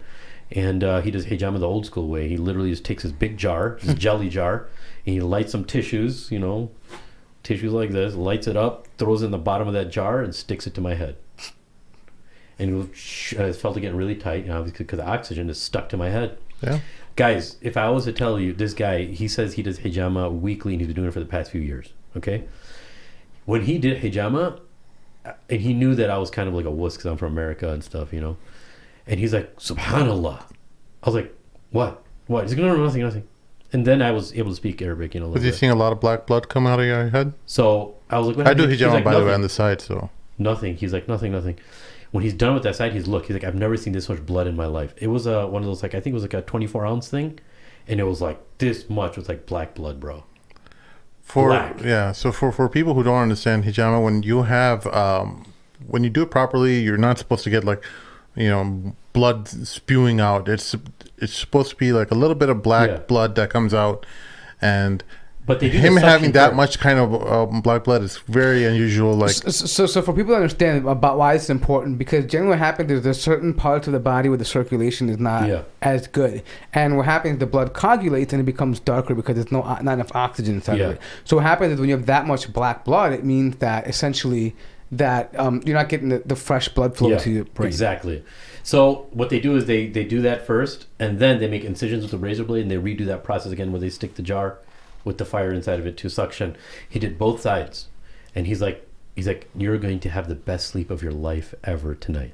He's like, make sure you have some dates, make sure you eat something, just with lots of energy in it, That night, wallahi, dude, I go to sleep, and I kept on waking up in the middle of the night because I felt like I didn't have like the back of my head. That's how light I felt. I remember that. I feel like, and I was like, and I kept on having these dreams that I don't have like the back of my head. It was so weird. Not like in a gory sense, but like, dude, where's my head? Like, and I kept on waking up. If I was to tell you, wallahi, within a few weeks, I'm memorizing pages at a time. And you had the bump was there? The bump was there, yeah. So I just wore a scarf over my head, But you know what? You want to tell people something? I've had it done before, and people don't realize this. But remember when they first started letting the blood, you like get lightheaded for a second? I didn't get lightheaded, to be honest with you. Oh, bro! For a second, I got a little bit lightheaded, and then all of a sudden, you feel like this rush. Yeah, the rush I felt. Yeah, but I felt like this rush, and I'm like, oh my god! Like I felt like someone just like slapped my head and woke me up. You know what I'm talking about? Like you had it done on your head as well. The first time is the best time. I got hijama done like 3-4 times. It's never the same after the first time. Yeah. But the first time, I felt like someone just took a cut. Like my dad just smacked the crap out of the back of my head and woke me up. Which happened a lot when you were growing up. So Sheikh, you memorized. So the next week I was able to memorize half a page. Wow. Wallahi. And then like a month after, I'm memorizing 1 page a day easily and retaining it. One page a day? Yes. Don't say wallahi. That's impossible. No, it's not impossible. That's not impossible. That's impossible for me. Oh, for you, yeah. No, my brother was like, wait, what do you mean? Yeah. Yeah, because you should have a little bit more faith. You should say, surely you're wrong. I thought you said it's impossible for anybody. No. I'm right. You know why? Because this guy, he had extreme ADHD. We're trying to teach him. We try to give him an Arabic lesson, and he literally compared like Arabic words to English words. He's trying to tell him about a morsel hadith. He goes, "Oh, morsel, like a food. You eat a morsel of food." Like, punk, dude. That's how he's always been. But it's all good. We love him, dude. So then I come back to the desert, and I'm loving life. I'm sleeping a lot lighter. That's another thing. I used to sleep so heavy, no one could wake me up, like ever. I'd sleep through thunderstorms and all that. So you'd miss Fajr every day? Not every day, but yeah, when I was growing up, I used to. Pretty much every day. No, in Mauritania. I was like, pretty much every day. No, not in Mauritania. No, Mauritania is impossible. Adhan is loud. Everyone gets up. The Algerians were neighbors, bro. Those super Salafi bros from Algeria, man, they used to throw water on us. They used to kick us, and it was good though. Jazakallah khair, Aslam. We're gonna give Shaykh Amir laddu for his good stories. For his good stories. I was gonna ask. So we hear about Mauritania in general in the West, in America, because when I first met you, I don't know if you remember this, I was asking about Sheikh Mohammed Salim when Sim was having the barbecue. Remember the first time we got together, right? When you were all redded out. Yeah. So my friend, Yusuf Khan, Cincinnati, he and I had this like pipe dream back in the day when we were in college that we were gonna go to like Qura for like 6 months or something before we started real jobs, because we'd never never really materialized. Yeah. And we read stuff about like Qura. Abu Isa had some stuff, but then it was like Abu Toba had some stuff back then. But really, it was like the first in the 90s, you'd hear Hamza Yusuf, Yahya Rodas. These guys went to Marabat al-Hajj. You never came across any of that stuff? Hey, did that fella, Timothy Winters, did he also go there too? I don't think so. It was Yahya Rodas. Winters. No, Hakim Murad. Hakim Murad, I don't think that's the name. I don't believe that. It was Hamza Yusuf, and Yahya Rodas was in Mauritania. Yeah. And Mustafa Davis. They all went there and like the... And Rami Ansur. I met him in Mauritania. I met him in the city. Okay, so... In Nouakchott. All right, so I'll keep going. Yeah, that's where I first met him. But you hadn't been exposed to some of those because they went before you. And they were in a way different. Like where they were from me, they were like 400, 500 kilometers away. So is Mauritania like a huge country then? Oh like, yeah. But back then it was only 2.7 million people living in the country. But it's a huge like landmass. Oh yeah. So I mean, if you want to take it, if you want to go from the desert area, you can go really far east into the desert if you want to. Like the main city is right by the water almost. Yeah. So and the rest of the country behind it is just all desert. All of it. All of it. And like you can have your little pocket and like, just a few roads going through the whole country. Yeah, nobody would know where you are if you just. Oh yeah. I almost got lost once too with a few guys, but so. That being said, now I'm starting to get the flow of things. My learning is becoming a lot easier. I'm studying better now. But I'm now memorizing it's still more. Arabic and memorizing Quran. It's still Arabic and just memorizing a little bit of Quran here. And now, in my 8th month, I started, becoming much more proficient with Arabic. The 5th month, I was like, between 3 and 5, I'm starting to like really converse with people a lot easier now. By month 8, I'm ready for Ajrumiyah, the first text. I was really excited. Ooh. So I started studying Ajrumiyah. And then I went to different places too. I went to a place called Nabaria. I went to many different villages just to learn and check it out. Wait, what are you actually learning though when you go there? Learning grammar, Arabic grammar. So what's Ajrumiyah for those who don't know? Did you use the poem or the actual book? I used the actual book. I didn't use the poem. Yeah. So Ajrumiyah is basically just to give you a very, very simple way of understanding it. It basically it's almost like a manual of all of the basic Arabic grammar that you need to know. So what they do is you study the principles, you study the formula basically, and then they basically tell you go to the Sheikh and they teach you in that way. It's not really like a textbook. You don't study like a textbook over there. Yeah. Okay. So they plug in so you learn the formula and then you plug in the words with the Sheikh, and then you kind of learn how the morphology of the word that's works. how you were trying to teach us. No, I wasn't. I was teaching you guys Medina books. I was teaching you guys the Medina books, bro. He's like, oh my god. Remember when he made the table? No, that was Medina. Conjugation. That was different. Yeah. But I'll get into that. It's very simple, but yeah, that was like more of. That was the verbs. I want a refund. You never paid me, bro, and I never asked you. Morsel. Take a morsel. Don't worry, you'll be all right.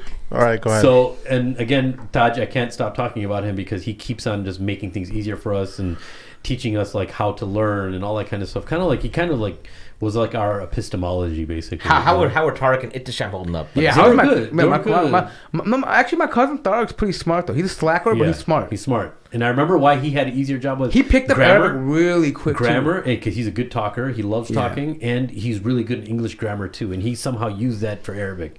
And no, he figured out the system, the way you plug it in, and once he figured out the system, then it just became vocab for him. My friend Ittisham was there for about 3 months, 4 months, and Tariq was there for about 10 months. I was there for 10 months for the first time. Yeah, Ittisham came back real quick. Yeah, he just went there for vacation. Like it's not a vacation though. No, I don't mean like vacation. I mean he wanted to have an experience about knowledge, but he wasn't intending to be there long term. Like long term, right? He just wanted to spend time with us and learn some Arabic and come back. Cool. And he had life-changing experiences too, man. Obviously. Oh yeah. And I can't get into everybody's stories. We'll literally be talking about Mauritania for like 10 series, 10-part series. I don't want to do that. So I'm trying to just include some important things, But so then, I start going and traveling to different villages, and then I just kind of become much more independent. I'm on my own now. Come back to Al-Qura to visit Tariq and Ittisham. They're staying in Al-Qura. And then 10-month period is finished. And now I'm traveling back to the States, and that was awesome. Traveling back to the States for the first time was just so amazing. Because I was like, when you're traveling back the last week, you can't go to sleep, you're just missing your family. I never get homesick, but you're just excited to see your family and play all these scenarios. No, there's this feeling that you have when you've been over. Anyone who lived overseas, there's this feeling that you have like when you're about to come back home. Oh yeah, like you start thinking about all the things that you like. It's silly, man. It's like, man, I miss like that little food place, or I miss like that little, like I miss that just getting in the car and driving down to the thing. Like just. I remember the first time we found cold drinks in the desert when we were in Mauritania. Ittisham's like, bro, I found something. I'm like, what? He's like, there's this guy out of his house. He has a fridge and he's got this gas canister connected to it, and he sells these little bags. It's like clear bags of juice. It's literally just like Tang or whatever. Yeah. But he sells it and he puts it in a freezer. So what you get is you get this cube. It's frozen. And the first time we had cold water, bro, we were like about to cry, dude. And like cold juice. It was crazy. I wish we never found it because then we got hooked. But it was nonetheless, you appreciate those things a lot, Yeah, I mean, well, wait. So you're coming back. So do you guys want to start a story? Because I know coming to America has a whole set of things too, like coming. So I'll talk about that later. Yeah. Okay. Yeah. So then I guess the next series will be like entering America, leaving and going to India. No, then I go back to Mauritania for another stretch. Cause I was okay. there for I remember that. Together. Oh yeah. So by the way, you mentioned Nabagia. You had met Sheikh Abdul Qadir at that point. Yes. Okay. Thank you for reminding me of that. That's where I met Sheikh Abdul Qadir. Okay.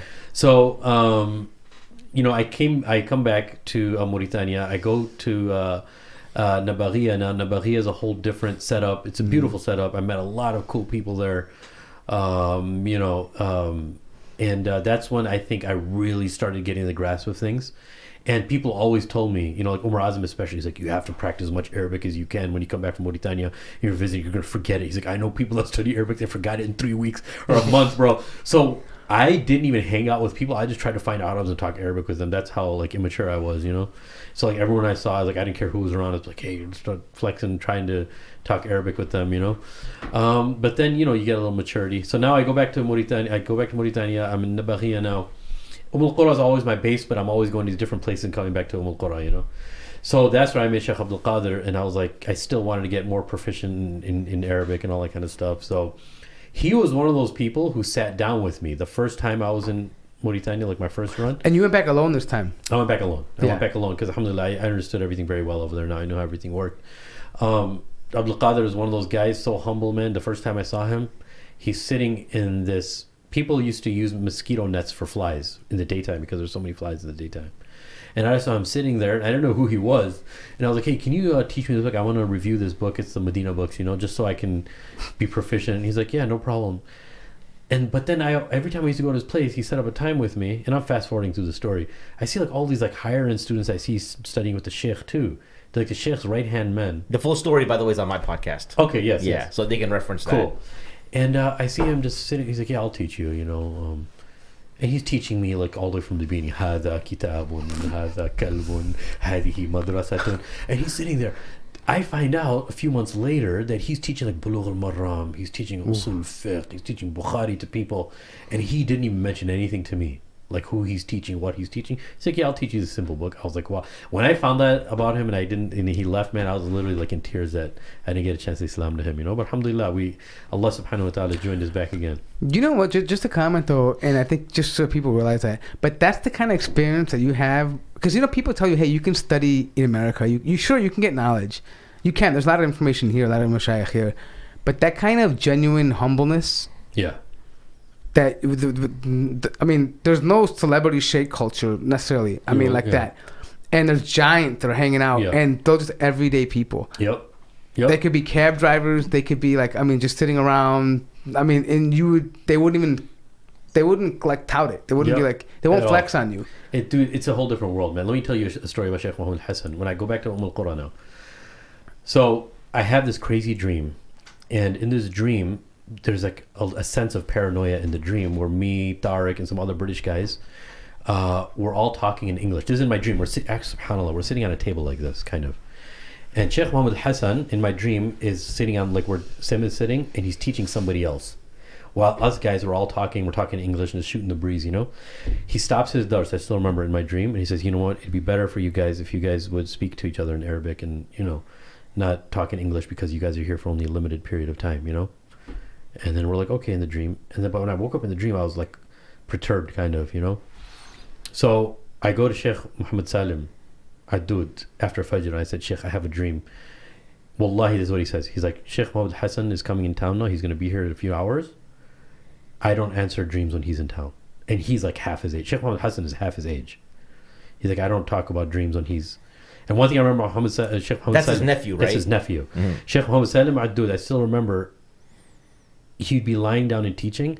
The only person I ever seen him get out of his posture and stand up and greet was his nephew. Nobody else. None of the other shuyukh there either. So he obviously invested a lot in him, and he really, really understands what he's capable of. So I was like, okay, and I was like confused. I was like, what do you mean? Like you're like 80 years old and he's like 40 or whatever, you know? Not even. He probably wasn't even 40 then. So he comes into town, and I said, you know, I'm just here because Sheikh, it was the next morning after Fajr. Sheikh, he gives a dar, Sheikh Muhammad al-Hassan, and he basically, they're revamping the masjid. He literally pulls his, you know, his gown up, and he's like helping people like shovel. He's directing things. Like he's working, bro. He's working, you know, and he's like pushing sand and stuff. And I was like, I have a dream, and he's like, okay, just give me 1 second.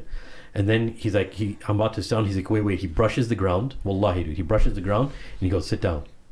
And I sit down. I was like, because there was like, you know, like animal droppings or whatever there. It's just a desert, you know. And I was like, this guy made me sit down before him. I was like, this is weird, dude. You know, like, because usually we wait for our teachers to sit down first, you know. Even like with our parents, we wait for them to get comfortable first or whatever. So I tell him the dream, and while I'm telling him the dream, he's completing the dream for me. I was like, I had this dream, and you were in it. He's like, okay. And I was like, me and my friends. He's like, well, you guys are probably talking, right, in like a different language. And he starts completing the dream. Wallahi, he starts completing the dream for me. And this was a time frame that I had some stagnation in my learning, where I was like, dude, I'm not learning anything. Like, how come I'm hitting this plateau? I almost went to this downward spiral of depression. I was like, dude, what the hell am I doing with my life? You know, like, I went through this 1 month phase of like almost like depression because I wasn't learning anything new. This is the first time by the way, you met him in Chicago? No, I met him before too. Okay. Yeah. If I told you all the times I met him, bro, that would be, I'm telling you, I could talk about hours and hours because he's such an amazing, I'm going to try to hold my tears because of how amazing of a person he is. But then he starts telling the dream to me and he's like, okay, listen, you're going through a stagnation period right now. Wait it out. Everybody goes through this. Even Hufaz al-Quran go through this, where they're just learning so much and they've immersed themselves that you're just going to get used to it. Just stick it out. Don't go anywhere else. I was actually planning. I was talking to my friend, and I was, planning on going to Syria, just skipping Mauritania. He's like, nope, you have to stick to it, And that was a tendency that I had, and I think everyone's kind of like that. But when something doesn't work out, you just go to something else, right? And that's a weakness that I have, obviously, and I had very much so back then. He's like, you have to stick here. You can't leave. You have to continue, and I did. And I still remember, like a month after that, I would be attending durus, and I would memorize everything that was said. I wouldn't even take notes, right? And then I started finding myself like what type of, like people you have, they specialize in certain things. I started finding out like what I'm good at then. The first time in my life, I was like, dude, I'm actually really good at this thing. And I started finding out that when I hear something and then I go to the text, I'm able to teach it to somebody. I have to have the text in front of me, but then I'm able to teach it very well. And that manifested itself into like how I studied even in Egypt then, right? And then I was introduced to like mind maps, right? And mind map basically is you have like a central theme. You write it down. I used to do this with vocabulary and even fiqh. Write something down and all the conjugations, everything branches off, and you keep it as a picture. And then I used to just like paste it on my wall, so it'd be like a picture that I'd have memorized. So then I was, I went through a phase where I was like, I want to study fiqh, and they're like, you know what, just study. Your family is Hanafi. They're like, yes. He's like, study fiqh al-Hanafi, don't worry about fiqh al-Maliki. Observe the Malikiyah, but don't become like Malikiyah. I was like, all right, fine. And these are some of the Algerian brothers. Rafiq, he's still on Facebook, amazing friend of mine, one of my people who I consider one of my, favorite Arabic teachers ever. Rafiq? Rafiq. Makes a Lion King joke. And he's like, bro, you're Hanafi. And I was like, no, but he's like, trust me, I'm a Maliki. I teach Maliki fiqh. You have to learn Hanafi fiqh, bro. And that's what kind of changed my mind. And then I got all these Hanafi texts from the city. I started trying to get into them, but my Arabic still wasn't at that level, like to understand like classical books like that. And they had Hanafi fiqh teachers in Mauritania? They didn't have Hanafi fiqh teachers. They had teachers that can kind of teach it, but they had the books. The books, that was... The book culture like was they probably had the else. usul of it, but not like the actual deep. Yeah. Okay. And imagine me, like my friend Taj, may Allah reward him. He used to teach me about all these different books. And next thing you know, guys, it may sound weird. I was never like this in my life. That's when I knew this was for me. Like I'd like crave going to the library, the bookstore, and just look at all the books. Because sometimes I didn't have enough money to buy them, so I just go in the library and just start reading a lot of books. I'd be there for hours sometimes. And I loved being in the bookstore. I was like, bro, this is weird. I never loved studying like this. Right, and I tried doing with a lot of other things, but I never read growing up. Yeah, I hated reading. I always thought to my daughter too. I was like, bro, I can't even remember. The only book I read cover to cover is the book you gave me, Return of the Pharaoh, Zainab al-Ghazali's book. Bro, I used to have that book to meet the girls from the opposite gender, because there was like a about a woman who I know who struggled in the. She wrote the first paper. I know I'm just explaining for the audience. We're in a podcast, remember? Forgot about you guys. Can I fast forward? So it's about a woman who was in the Egyptian prisons, and she sacrificed a lot. But yeah, she was from the women's wing of Ikhwan al-Muslimin, and she was close to Hassan al-Banna. So can I just fast forward real quick one story about Egypt? Go ahead. So when I first went to Egypt, I always wanted to meet Zainab al-Ghazali. She became elderly, right? So I was like, I want to meet her. And then all the people are like, no, it's too much of a security issue for you, and maybe a security issue for the people, because they're always watching her and her family, and you can't. So I was like, dude, all these people. I was like, dude, you're my boy, dude. I made good friends with some teachers there. I was like, man, please, I just want to go meet her. She's old now. I go to Umrah. while I'm in Egypt. That's when I met Omar Azam again. And while I'm in Omar, I found out she passed away, bro. I was so upset, dude. But everything happens for a reason, you know. And I found out she wasn't even living too far away from where I was actually. Yeah, living. she was close to. She's related to Sheikh Muhammad Ghazali. I don't. No, know. no. No relation. I don't. No relation. I don't know. So, anyways, now in Mauritania, I'm starting to find this thing that like I'm loving this, and now I'm spending like money that I have extra. I'm not spending on clothes or anything. My clothes are kind of like disheveled and like they're clean because I wash them. I used to hand wash. That's where I learned how to hand wash clothes. All your clothes you just hand wash, you know. Then I'm spending my money on like books and stuff, you know, and then like kind of selling them back, and then kind of, you know, if trying to keep them in good condition. And Refuge taught me something amazing. I don't know if you have a book here. And he saw like I just opened a book. You know, like in America, you open a book and you just go and just open the binding. He said, "Bro, these are books of knowledge. You don't treat books of knowledge like this. You open it like this with humility, and you have it partially open. You read it that way."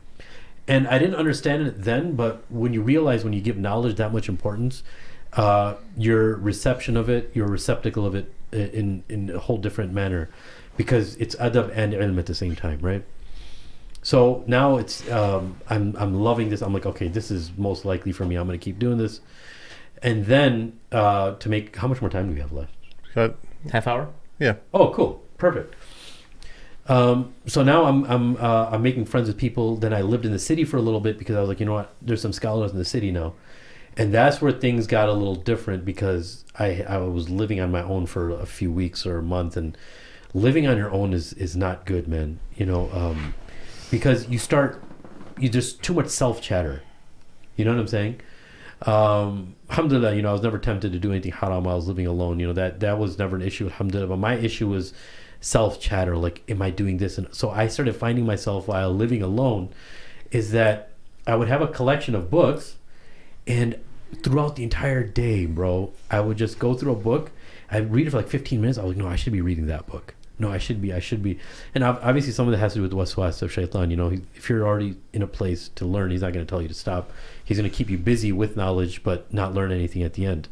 But then there was like weird self-chatter thing. And then I was like studying with the teacher, and I was like, maybe I should study with another teacher. And then I was like, hey, you know what? Maybe I shouldn't spend too much time in the city anymore. I was renting a place there. That's when you met Sheikh Rami? Sheikh Rami is probably the first time I went. We just saw him. I was like this big white dude, bro. Big white dude in the middle of the city. And like, hey, Assalamu alaikum, you guys English speakers? Yeah, how you doing? Because there's some British guy who also knew him that was with us. And one thing I didn't mention is when we first got to Mauritania, sorry for going back, this is the part that actually changed like the way that I saw the Muslim world.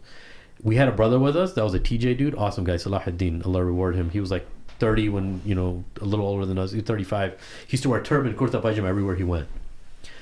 Mauritanians would be like, yeah, they'd be like cheering Taliban. They used to think we did 9/11 and we came over there to hide out. Wallahi, dude. Like, yeah, and they used to call him Osama bin Laden. Like, Osama bin Laden, yeah. You know, like how Desi would say Zindabad. Osama bin Laden, Allahu Akbar. And they're like, no, what are you guys doing? So some of the guys got visited by the Secret Service, you know, but it's nothing like the other parts of the Muslim world where they're super brutal and vicious. But you know, we kind of went through some of that too for like the first year of being in Mauritania.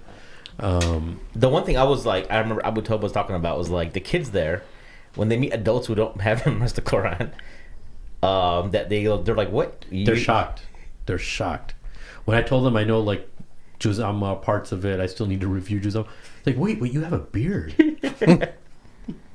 Yeah, dang, dude. That's the innocence, Dude's though. like, yeah, of course. They're from the desert. Yeah. They're 8 years old, right? Yeah. 9 years old, and they're memorizing, and the whole concept of the lawh, how they're whenever they're memorizing something new, they look into the mushaf and they write it down with hand, you know, with ink, on this wooden, tablet, and they memorize it. And after they memorize whatever they've written, then they erase it.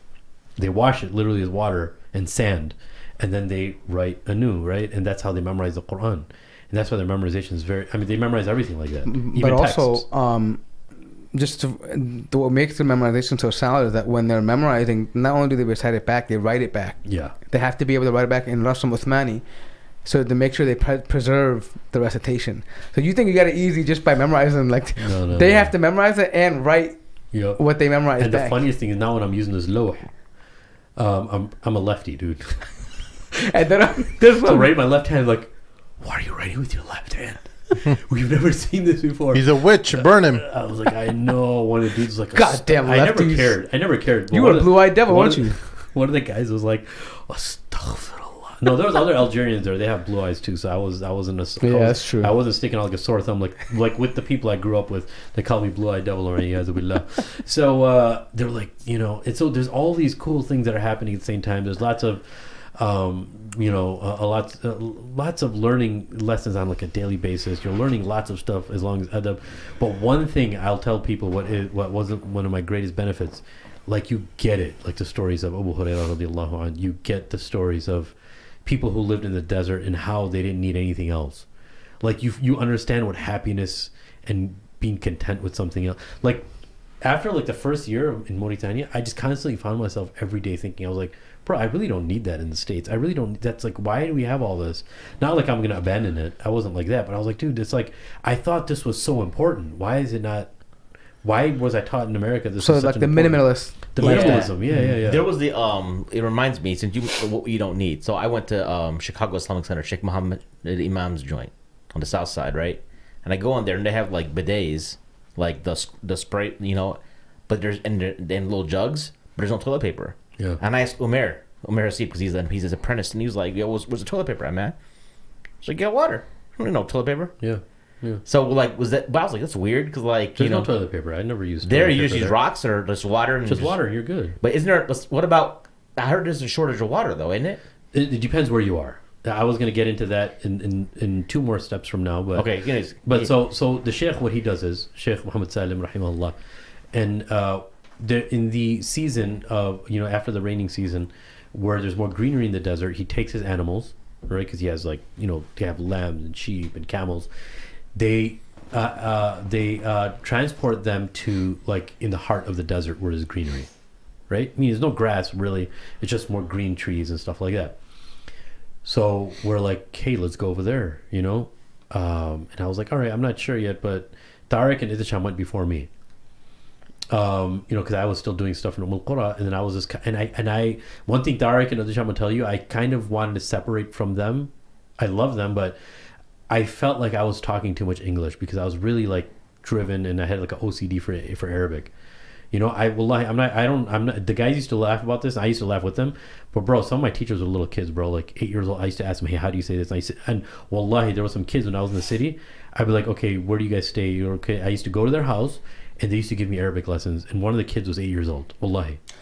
He wasn't amazing in Arabic, but I was like, I got to learn from him. But do you think that that's kind of what helped you become a teacher? I think so. That's actually a good observation, Mort. I think so. And I started when other Westerners came and I had to teach them Arabic. I was like, dude, why would I want to do anything else? This is the most gratifying feeling in the world, that somebody doesn't know something and you're a source of guidance for them, right? And then I found like it became natural. I'm not saying I was good at it, but it came very natural to me, and I was able to look at their face to know if they were confused or not. And I wouldn't say, okay, do you understand? Are you confused? I would never say that to anybody. I would just sense it, and I would just repeat it in a different way. And every time I saw a different type of confusing look, I would repeat it. I would try not to repeat the same thing over and over again because it didn't work the first time, right? But anyway, so now it's time for me. I go to this place, it's called the Azib, where the Sheikh takes his camels, and that's where you just live in tents, right? I lived there for about a month or 2 months. This is when I was there alone now. Again, Tariq and Idisham weren't there anymore. This is the second time I went back. And I still remember, now the Sheikh makes an announcement. He goes, okay, from now on, because everyone prays together there, obviously. He's like, from now on, we're only using the water for eating and drinking, and for tahar, meaning for washing yourself. That's it. But nothing else. You can't do wudu and you can't do ghusl. You have to tayammum now because of water shortage, right?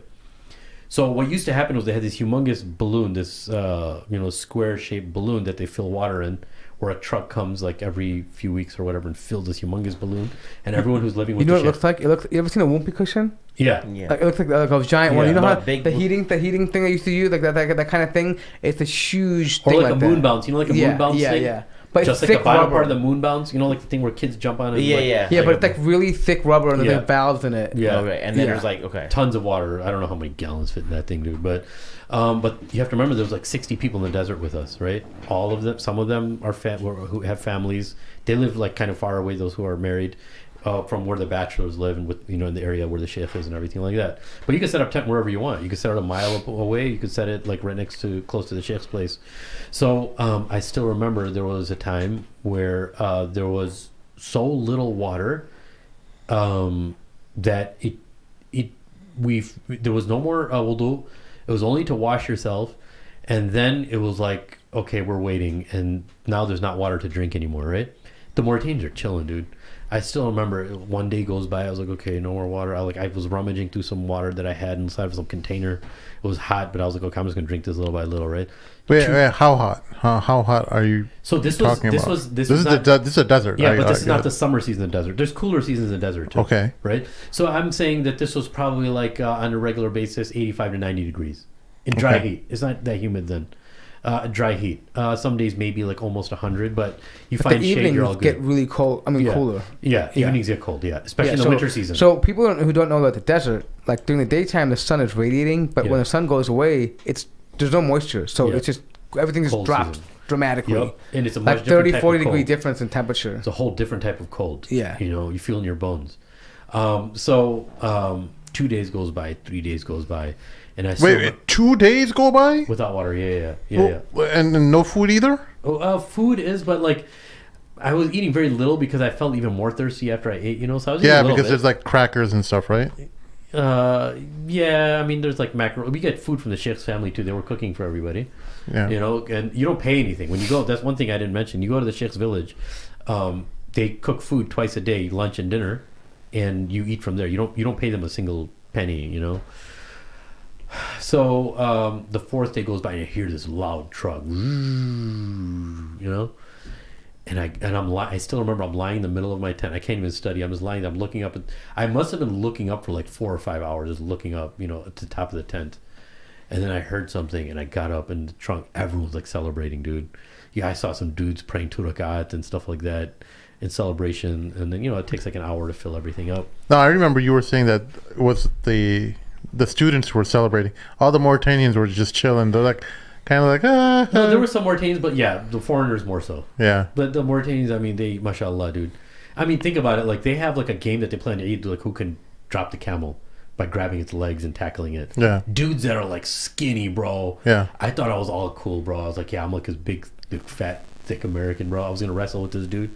I was wrestling with every single dude that I wrestled, bro. They have this strength.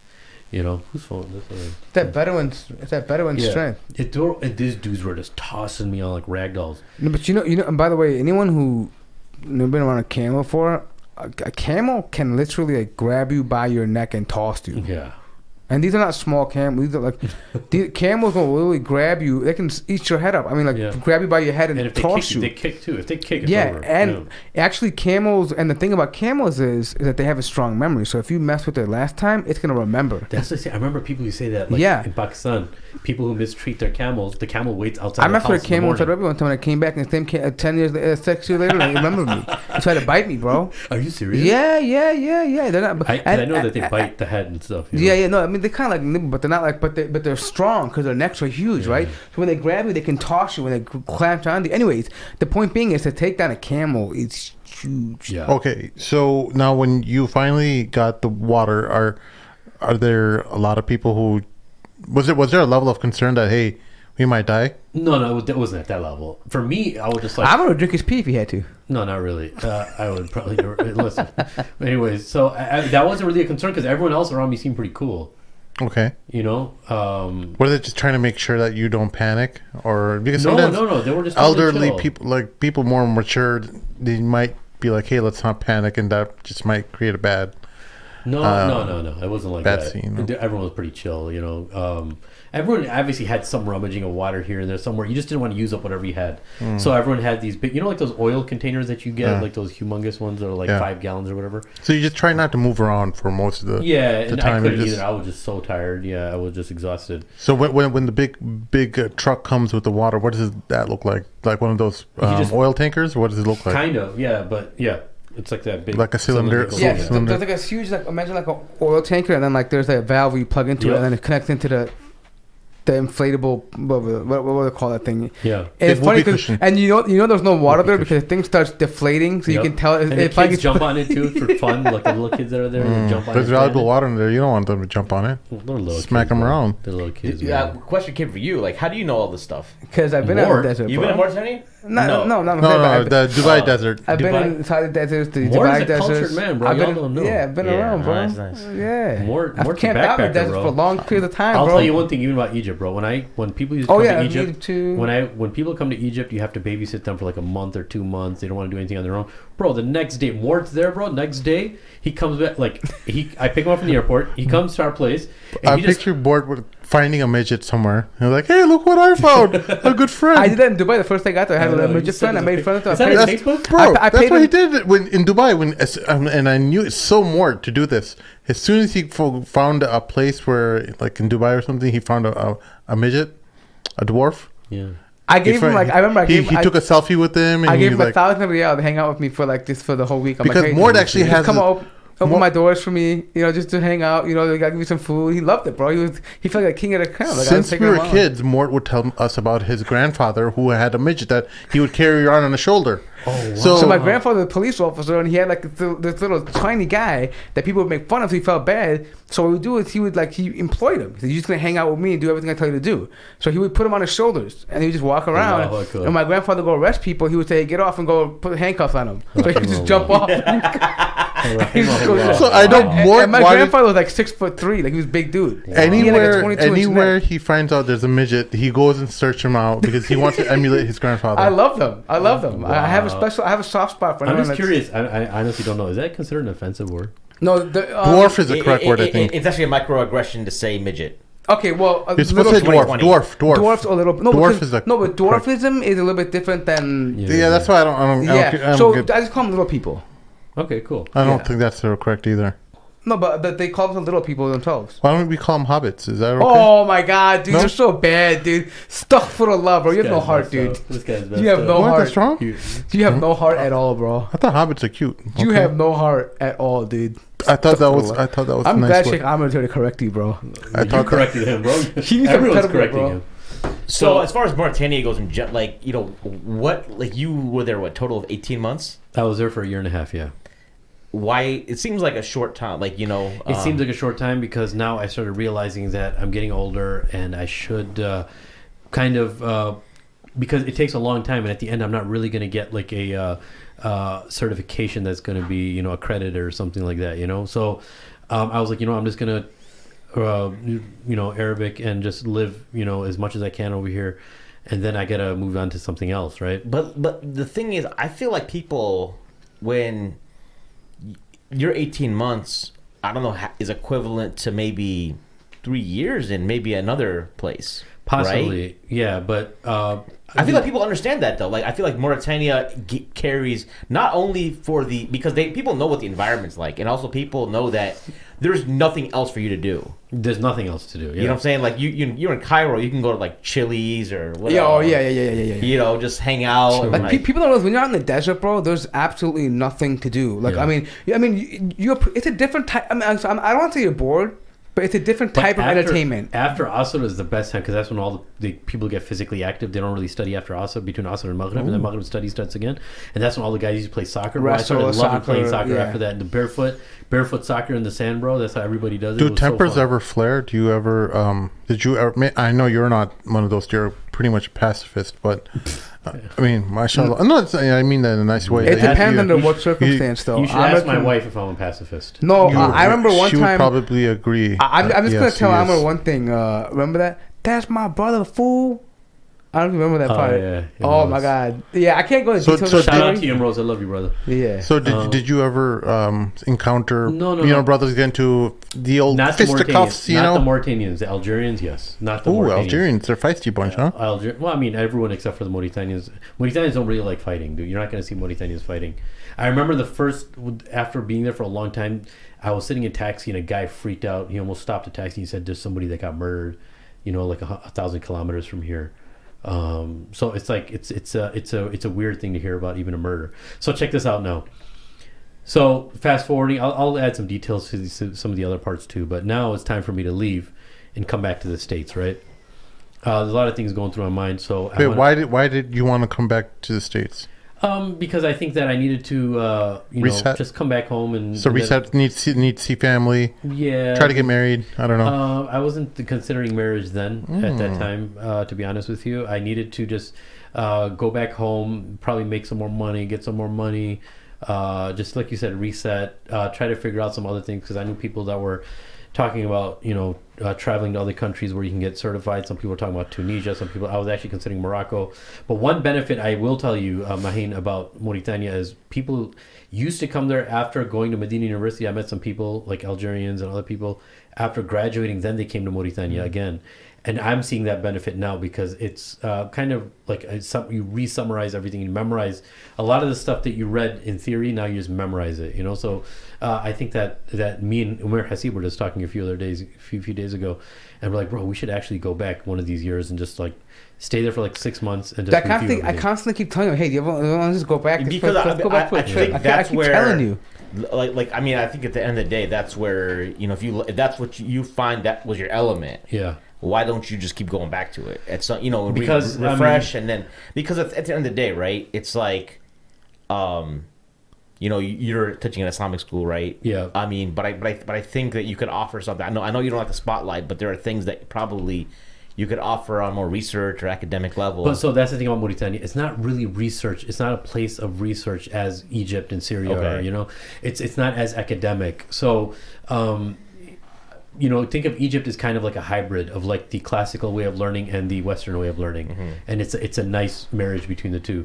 With Mauritania, it's much more based on memorization and not like delving too deep into things, So now it's time for me to leave, and Sheikh Mohammed Hassan Waldado, he's in the city and he's in town, so excuse me, I have to meet him before I leave, So I go to his masjid.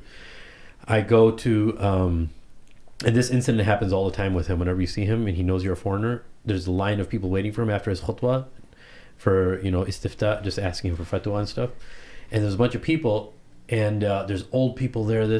And he sees me. He sits on the ground. He's like, hey, call that foreigner. Tell the ajnabi, tell him to come here. And there was an old guy in front of me too. I was like, are you sure there's somebody here? He's like, no. So he made me cut the line. He did that all the time. Is that always your dress too? Like, did you wear the Mauritanian? I either wore a thobe or the darra. Yeah, the Mauritanian dress. But they could just tell by your tone, skin tone, and all that. Bro, he was a blue-eyed devil. They could tell you. No, because your skin tone is also like what I've seen of Mauritanians on. Yeah, I mean, you could pass for if you have I don't think if you look at a Shaykh family, all of them didn't know that I was American after a while. After I lost a lot of weight, because I went there weighing 188 pounds. I came back weighing about 145. I remember that, dude. 145? 145. If you could see like Ali Shankiti, like people, he could fit in maybe. Yeah. But they all thought after I lost all that weight and I went back, a lot of people, Mauritanians, they didn't see me, they didn't know me, they just thought I was like Moroccan. And he got tan, bro. He got tanned as hell, bro. Yeah. I remember that. Like, you were dark, bro, when he came back. Yeah, I remember that. So now he calls me in, and I'm getting advice from him. I ask him about a dream. Because in my dream, I saw my grandmother had passed away before I went to Mauritania. The first time? Yeah. I remember that. So now when I'm there for a while, I see my grandmother in my dream. And in my dream, because she passed away, she was almost like, I don't know, man. She was really, all her hair was white. And well over, obviously, 80, 90, over 90, maybe almost 100. I think she was almost 100. So I see her in my dream. And she has black hair. She has all of her teeth. She's wearing like sari, like she's sitting in the house and she's sitting. You know how you? So she's like looking younger, very young. Something was different about her nose too. It looked like very different, like fresh. Because I remember when she passed away, everything gets flattened. Yeah. And that's an image that was in my mind when we were burying her and stuff. At the funeral home. I saw her, and then she's sitting on a couch in our house, which was a couch that was old. We discarded it a long time ago. It was kind of like a futon. And she was sitting on it, but she was like, her feet were on it, like she was squatting on it, just chilling, like someone young would, like just totally chilling, right? That was my dream. So I go to the city just to ask him that. I was like, I'm leaving anyway, but I want to ask you about this dream. He's like, yeah, have a seat. So he sits down in front of me. I have to mention that I left my slippers at the doorstep. It's a very important detail. Left my slippers at the doorstep, walk in. He tells me to sit down. I sit down. I tell him the dream. He's like, tell him the whole dream. And he's listening attentively. He's like, inshallah, everything that she went through at the end of her life, because she was in the hospital for like 5 years at the end of her life. And even at the end, she was on life support and stuff, total, like, senile almost. And he's like, all that hardship that she went to the end of her life, that's a sign that, you have nothing to worry about her akhirah, inshallah. Alhamdulillah.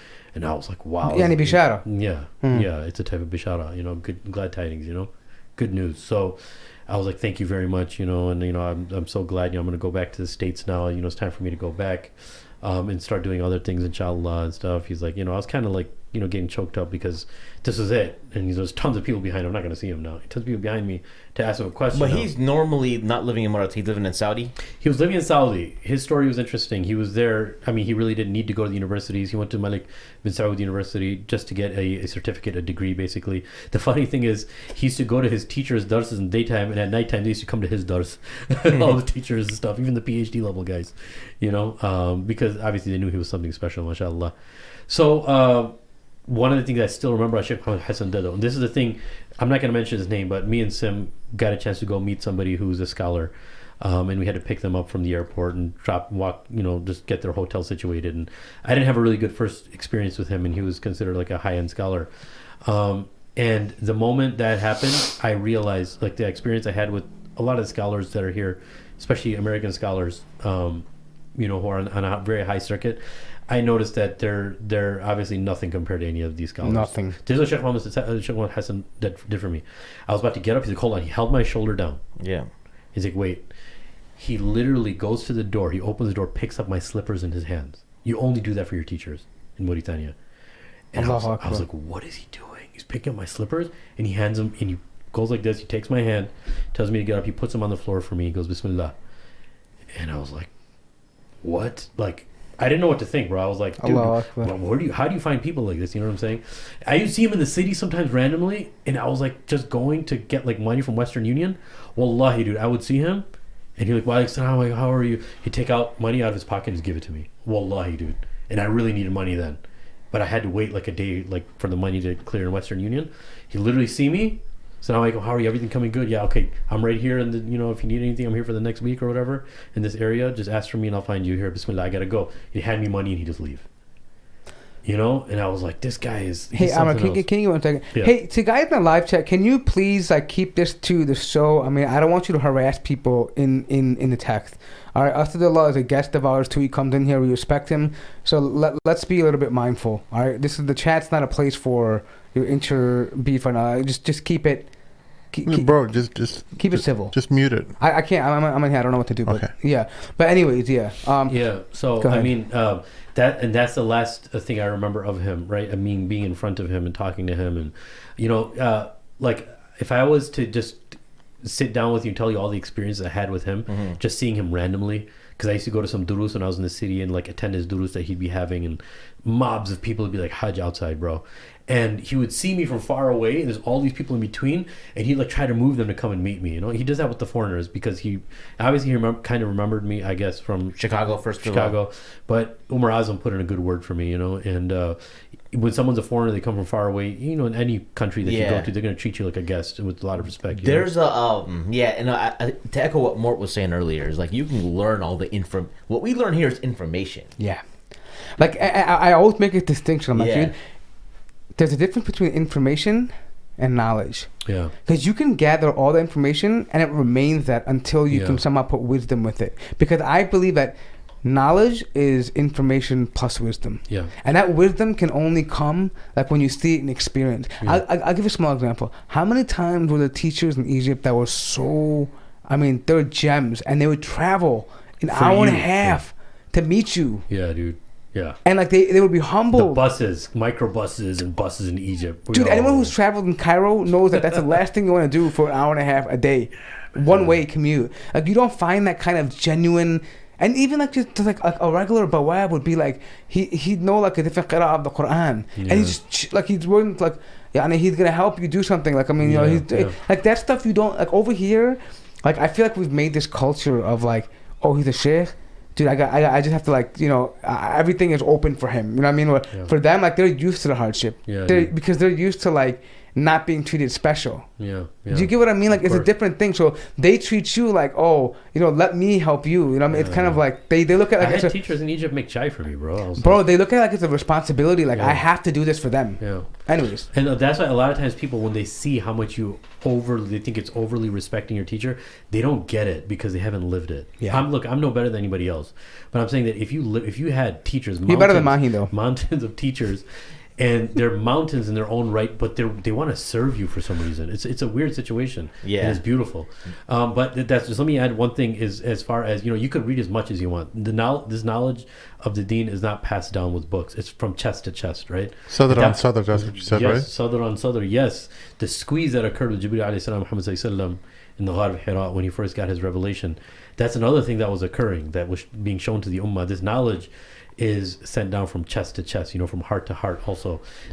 Literally even sometimes hugging somebody that's your teacher, but also giving you the context, of the text. You can read all the books you want, but if you don't have a teacher teaching it to you, you're going to become very divisive with that information. Like, it becomes knowledge. No, it becomes very academic, and you... It becomes very academic, but there's no adab that's pushing you behind it. Mm-hmm. Yeah, and there's an interaction within inflection, tone, all these other things that are carried on from generation to generation in the transmission of knowledge that I'm sure that you've seen firsthand. Yeah, man, subhanAllah. Do you have any parting thoughts on Mauritania before we end this episode? Part one. Before we end up the part one of the Mauritanian Chronicles. We had changed the title of. I posted the Instagram earlier, like from Chicago to Cairo, and Sim had Sim was like, "Well, at Mauritania," and I was like, "Well, it'll be too wordy." I thought we cover all. I figured we covered the entire journey of 11 years or whatever it is in like 2 hours. I guess that's not really. I mean, to really get the experience of why the Blue Eyed Devil special, you have to go longer. but I do want to say one thing. Sorry, babe, if you're watching this, I apologize. I actually have to hear that about me, your husband. I actually have noticed something. We love you. I have noticed something that like it's it's giving me some insight in far as your. We have heard like. Because all of us have heard about Sheikh Muhammad Hassan, right? As far as like his credentials, that he like memorized the 10 Qira'at from his mother when he's like 14 or something, things like that create like amazing things. But this is something when I talked to Omar Hasib too. He talks about like, and there's a demeanor that I've noticed you guys have. Maybe it's something with the West African tradition that when you guys come back here, you're able to like, because no one can say we might be a polarizing podcast, but that might go for the three of us, but no one can say anything about you as far as that goes. You follow what I'm saying? Yeah. If anyone talks about Amir, I'm whooping your butt. Yeah, like no one can I'll go guns blazing. You talk about me, talk about him, talk about that guy over there, that weirdo over there. Talk about me. But if you talk about Amir, this is like I'm locked and loaded. And sometimes people were always like, because of the latest controversy, oh, what does Shaykh Amir think? How come Shaykh Amir? And we try to protect him from that. Like we don't. He's partially you're not aware of, which is a good thing. No, but not only, bro, guys, people, you don't understand. I think people think too highly of me. They don't realize, dude. Sim knows me. Mort knows me. I'm just a normal dude. I'm not. This is not. Yeah, but no. Okay. Close your ears for a second, dude. He's so innocent. No, I'm not innocent. No, you are, dude. I'm not trying to say, you have but like no there's a certain innocence to Shaykh Amir where he doesn't. No, your brother's innocent. Of course. Yeah, I'm not denying it, but that doesn't mean that you're not innocent either. Okay, listen. Okay, don't argue with me. Listen, we know you, and we try to, and I love that about him. Like I love that. Yeah, like that certain innocence. Mort is about to make me choke up right now. Should I tell him the story? What happened when you gave me the car? No. I go to Mort's house. Should I tell him what happened? I don't know. Our departing thoughts when I was in Buffalo, New York. No, what happened? So Mort gives me he gets a flight for me to go to Buffalo to pick up his car. Right. I have his BMW. Right. He doesn't need it anymore because Mort, mashallah, has got cars. Stop. He's like, yo. I don't need this car, bro. Can you just take this over? I was like, all right, cool. So I was like so grateful. Before I was leaving, I was almost getting emotional. I was like, thank you so much, bro. Right before I left, 'cause I was going to drive 8 hour. I hug him. I was like, thank you so much. He's like, hey, what are you doing, bro? Stop hugging me. And he said a certain word I can't say because he'll probably get in trouble. He's like, hey, stop being get away from me, bro. Yeah. And I walk away. He's like, yeah, all right, that's better. All right, man, salam, bro. And I'm literally leaving another state. right? Just to let you know how some of us dudes are. It's Yeah. awesome. And after I step away, he gets comfortable. He's like, all right, you guys, see you, man. So go. And I literally just left Buffalo and I drove 8 hours back in Illinois. I was trying to hug him. I was like, because I was feeling. I did text you to make sure you're okay, though. Yeah, oh, you did. More yeah, does. all right, yeah. He I'm does. just not touchy-feely, dude. Yeah, people. That's what I'm saying. People don't realize about him. He's actually very loving, but he doesn't like to show it because he gets all weird. Like, oh, get away from me. You know what it is? We'll talk about it later on, but we grew up in a house, I don't know about you, but me, I did, where your father doesn't show you no love. Like, there's no love, bro. I'm sure, like, if someone touches you, you're like, what the hell you doing, bro? Get off me. Like, my dad used to growl at me walking in the house.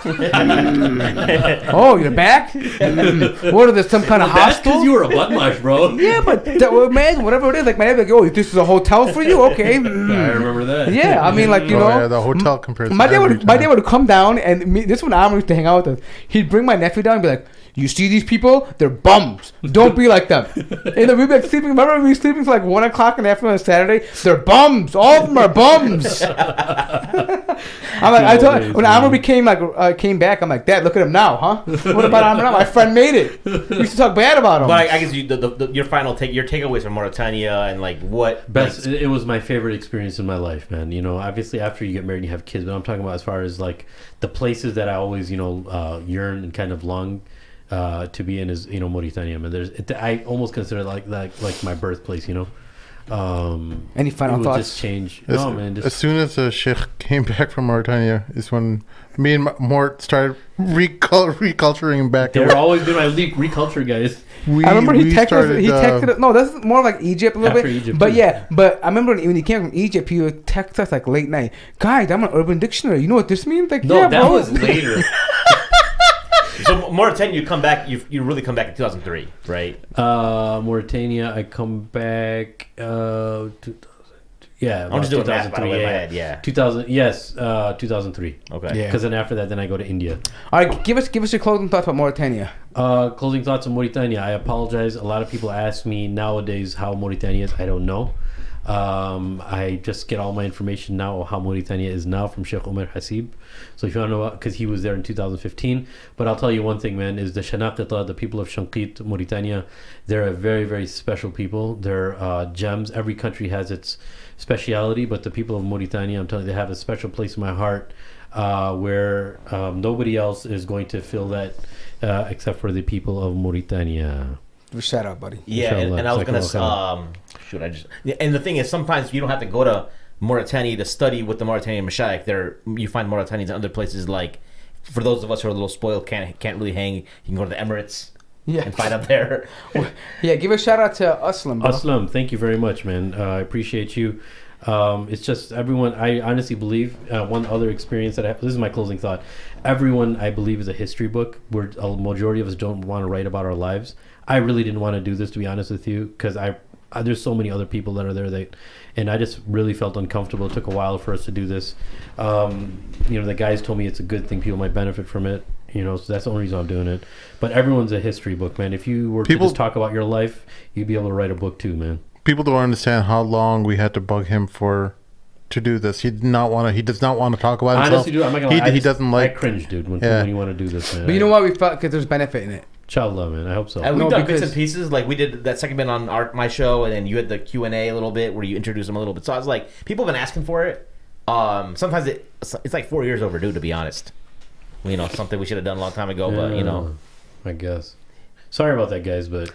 All right, so I think we got to catch the fight. At least I do. So, can we close this one out? Yes, inshallah. Patreon? Hey, Mr. Host over there. Yo. Help us out on patreon.com/. The chat, there are people fighting in the chat. I don't understand why. Listen, we're talking about the Sheikh's origin story, and some guys are already attacking someone. Yeah, listen, I love you guys. I love you know, I love everybody, dude. There's drama going on between people. At the end of the day, but remember, guys, please remember at the end of the day, we're Muslims, dude.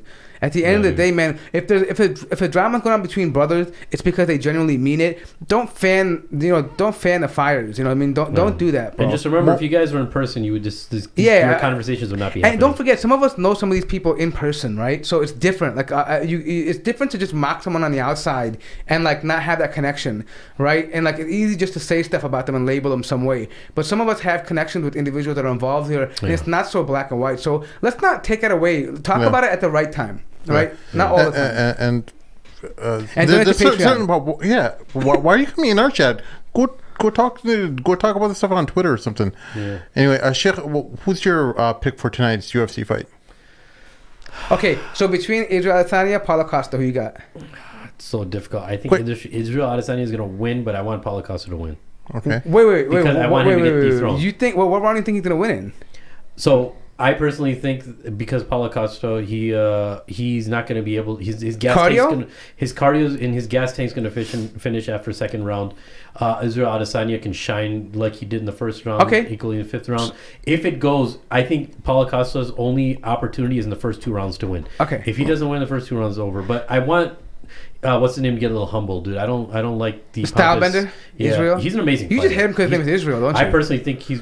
I never even thought about that, but I think he's going to be one of the best ever. Okay, but that's great. Okay, so next fight, Dominic Reyes and John Blachowicz. Reyes? Yeah, I think so. And then finally, the only other one we care about is Hakeem Dawodu and Zubair Tawaf. Who's going to win that one?